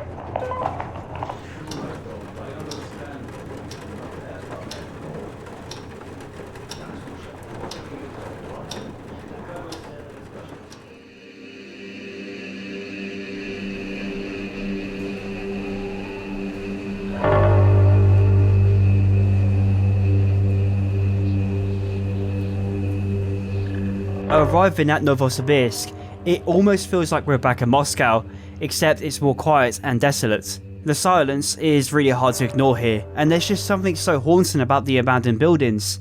It feels like we're being watched, but by what? There doesn't appear to be any monsters around, and there sure as shit ain't any survivors. Are you ready, Artyom?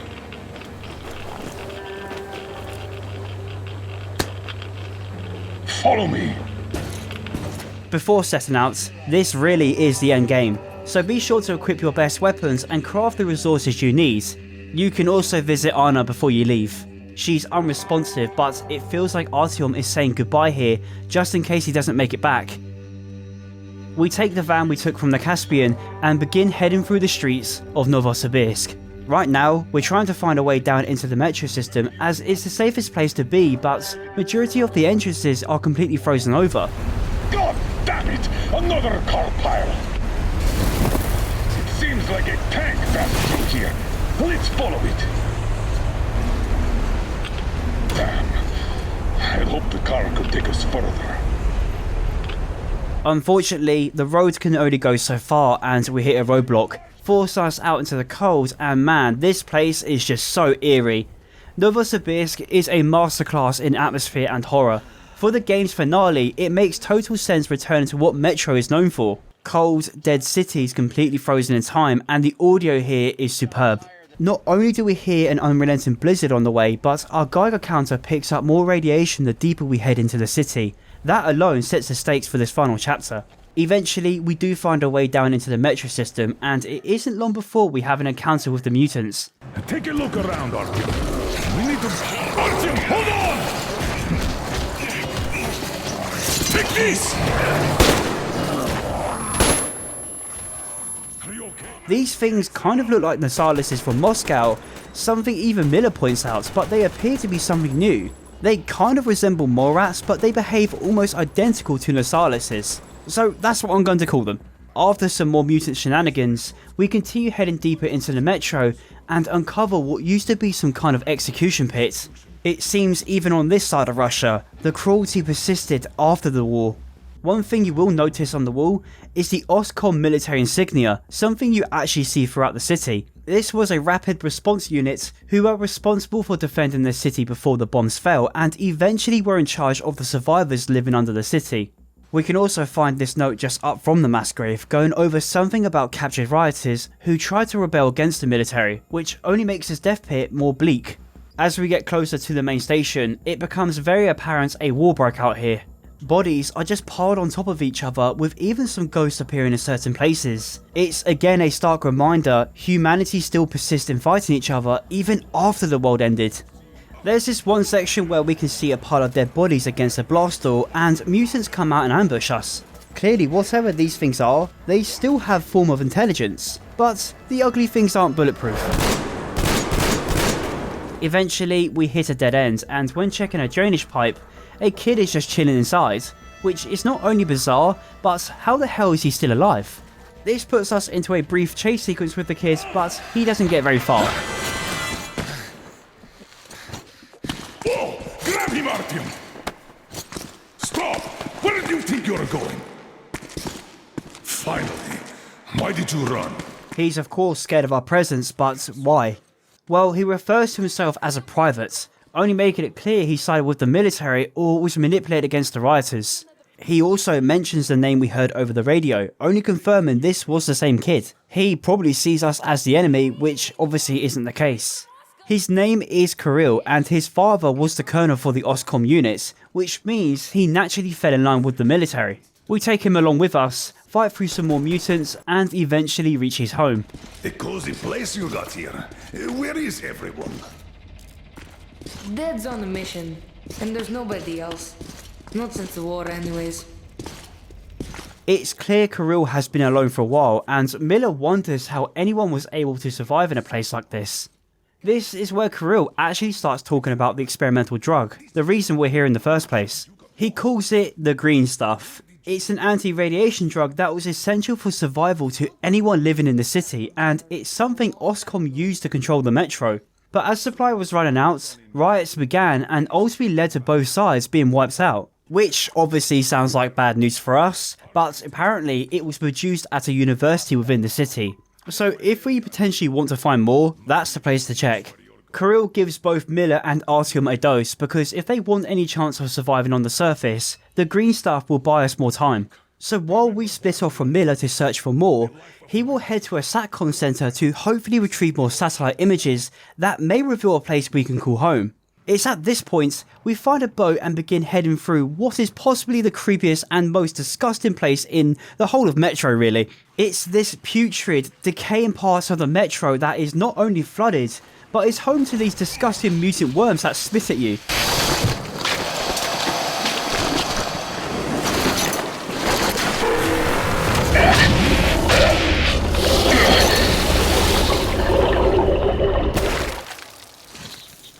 Thankfully, they're not that much trouble. What is though is the climbing radiation levels.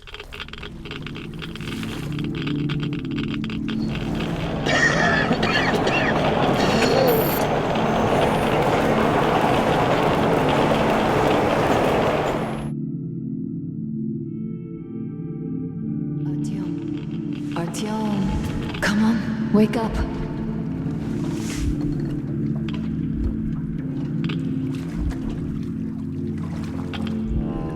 The effects of radiation begin to take a toll on our body and minds. Artyom has visions of Anna from when they first met. Even after administering his dose, the visions persist as we move towards the university, even hallucinations of the war that took place in the city. See that metro entrance? Blast it! Use that sabotage, we don't want trouble here. You got it, great! Scanner, metro entrance, 11 o'clock. Sabot! Target acquired, Sabot ready. Higher!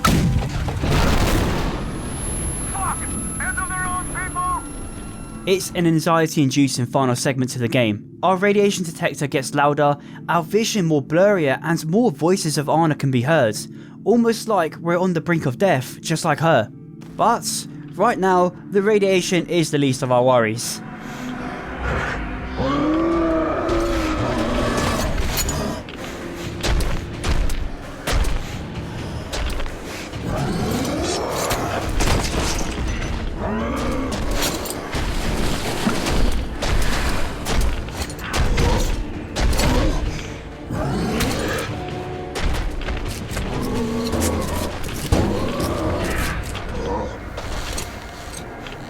This mutant is simply known as the Blind One. It's basically an unkillable Yeti. Well, you can kill it, it just takes a shit ton of ammo which I don't have, so stealth is basically the only option for me.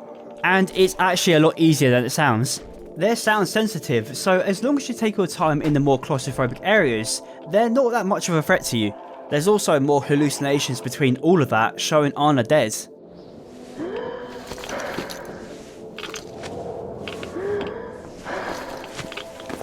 Everything's going to be alright. Against all odds though, we do find this experimental drug, so we quickly retrieve it before this Yeti comes in and tears us apart. It chases us into this vent, which is kind of goofy, but you gotta give it respect for its persistence.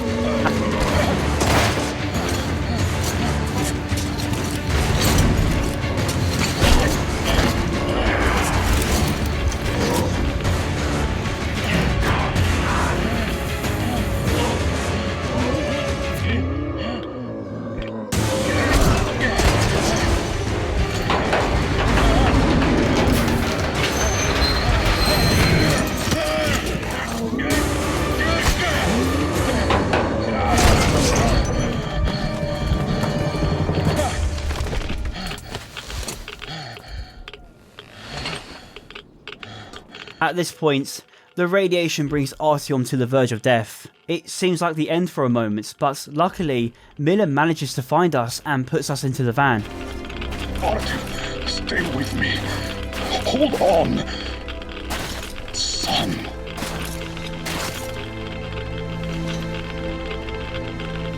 Just a minute. You'll get better now. You found it, you did.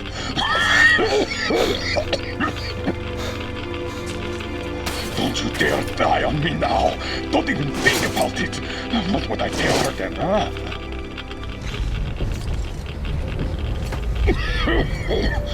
No sleeping, soldier. No sleeping now. I did find you after all. Don't know how. Stay with me, Artyom.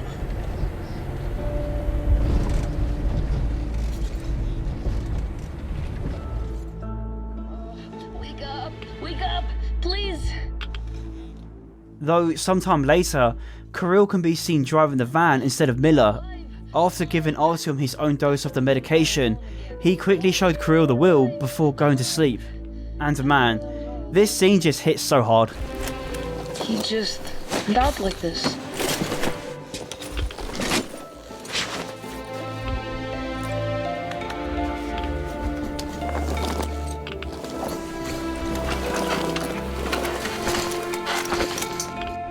Can you drive? Hooray! We're moving again! Kirill shows joy and excitement in the back as he views a world that is completely new to him, while driving Miller's body back to the Aurora. Someone since the first game who was like a father figure to Artyom, and in the end, he sacrificed himself just so he can give Artyom and Anna a future. Oh my god, it's so fucking sad, hang on. Hey, wake up!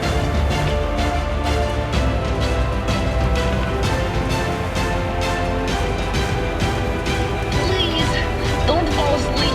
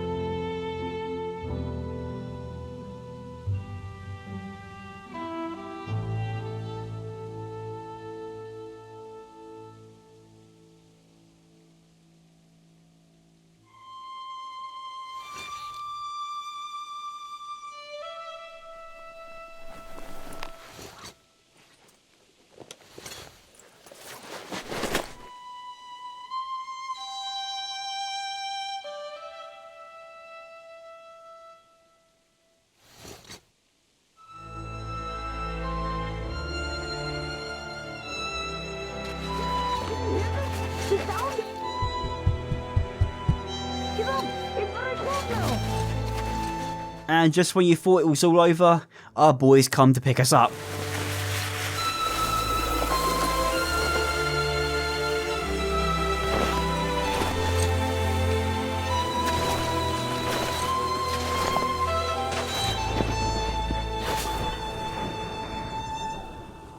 Artyom is then rushed in for treatment, and depending on your moral points, this leads to one of two endings. If you at least manage to bring back two of your friends from their respective regions, that being Duke, Demir and Alyosha, there will be enough people on board to give Artyom enough blood to survive in the end. As he fades in and out of consciousness, he begins having visions of Miller speaking to him one last time. Look, Artyom, Lake Baikal makes you believe real life is possible. In the end, we see Miller standing over Lake Baikal, the one place he found on the map that is safe from radiation, and the place he wants to be buried. You were right, Artyom. Right for wanting to get us out, bring us here. And I, the old fool, I was simply afraid. Afraid of life, as I see now.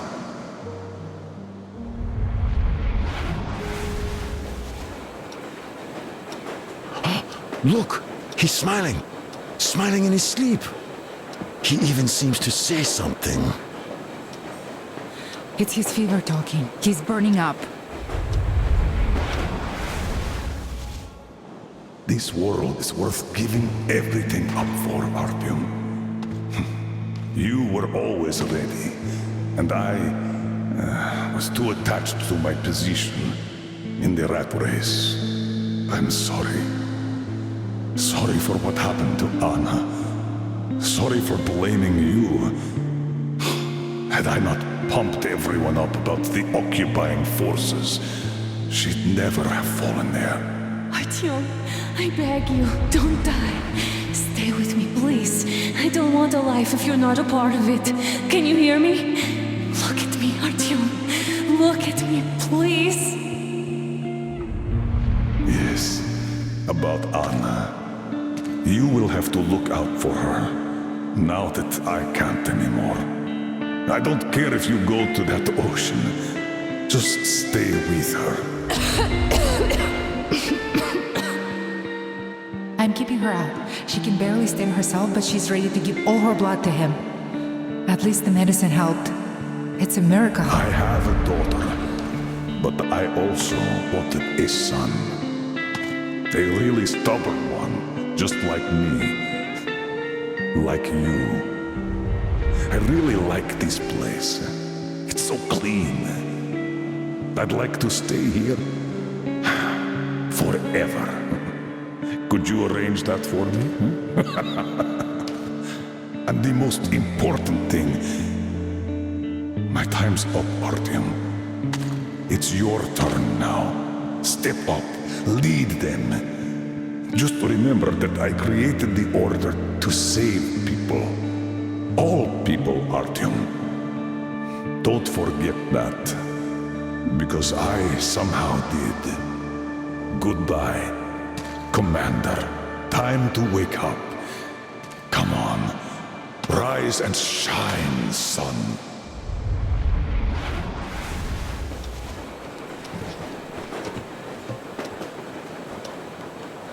The fever is subsiding. I think he's getting better. Now he needs some rest. You too, Anna. We've got hope now.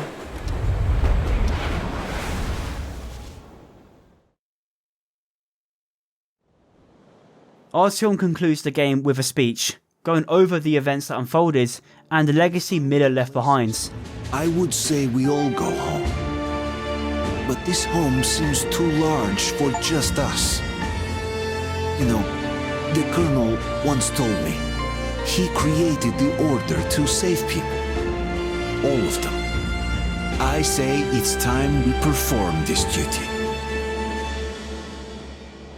The other ending shows Artyom succumbing to the radiation, and during that moment, he has visions of not only Miller, but of other people he encountered in previous games.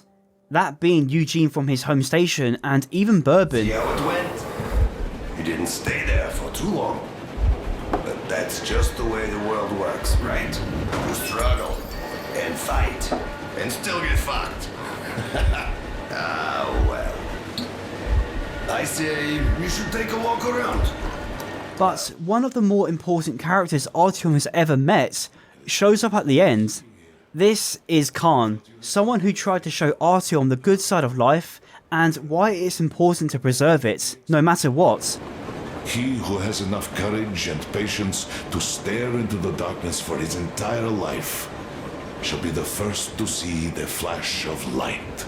Remember that? Why then? Not enough patience? So what if there are no stations here? Who'd want to stop anyway?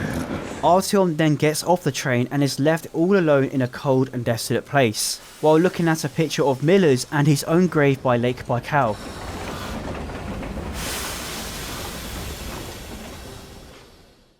Anna is the one who concludes the game in this ending, and it's incredibly melancholic.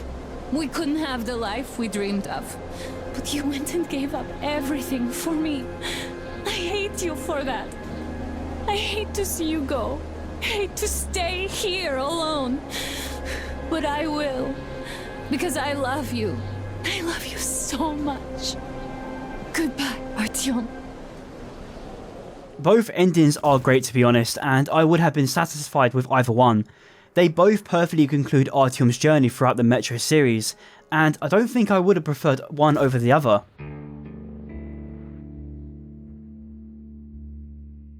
So that was Metro Exodus, and wow, what a game. It's been a seriously long time since I was that invested in a story like that, and to be honest, the superb gameplay was just a cherry on top for me. The immersion this game provides just helps so much with its storytelling, and it's one of the few games that made me feel like I was surviving in this world. It's the most believable post-apocalyptic setting in any medium for me, and it's why I'm super hyped for the one that just got announced. Metro is one of my all-time favourite IPs ever. It perfectly balances storytelling with gameplay, and not once do these games feel like a chore to play, and I really do think Exodus is a masterpiece in its own right. Sure, the game is far from perfect though. I had multiple issues playing through this one, most notably the performance. Boy did this game love to crash. But besides that, I love this game, and I really do hope you enjoyed this video. It's the longest one I've made in quite some time, and as draining as it was, I'm happy I made it. Anyway, if you like this sort of content, then do check out my channel and be sure to leave a like on this one before heading off. And check out my Discord server if you're looking for a community...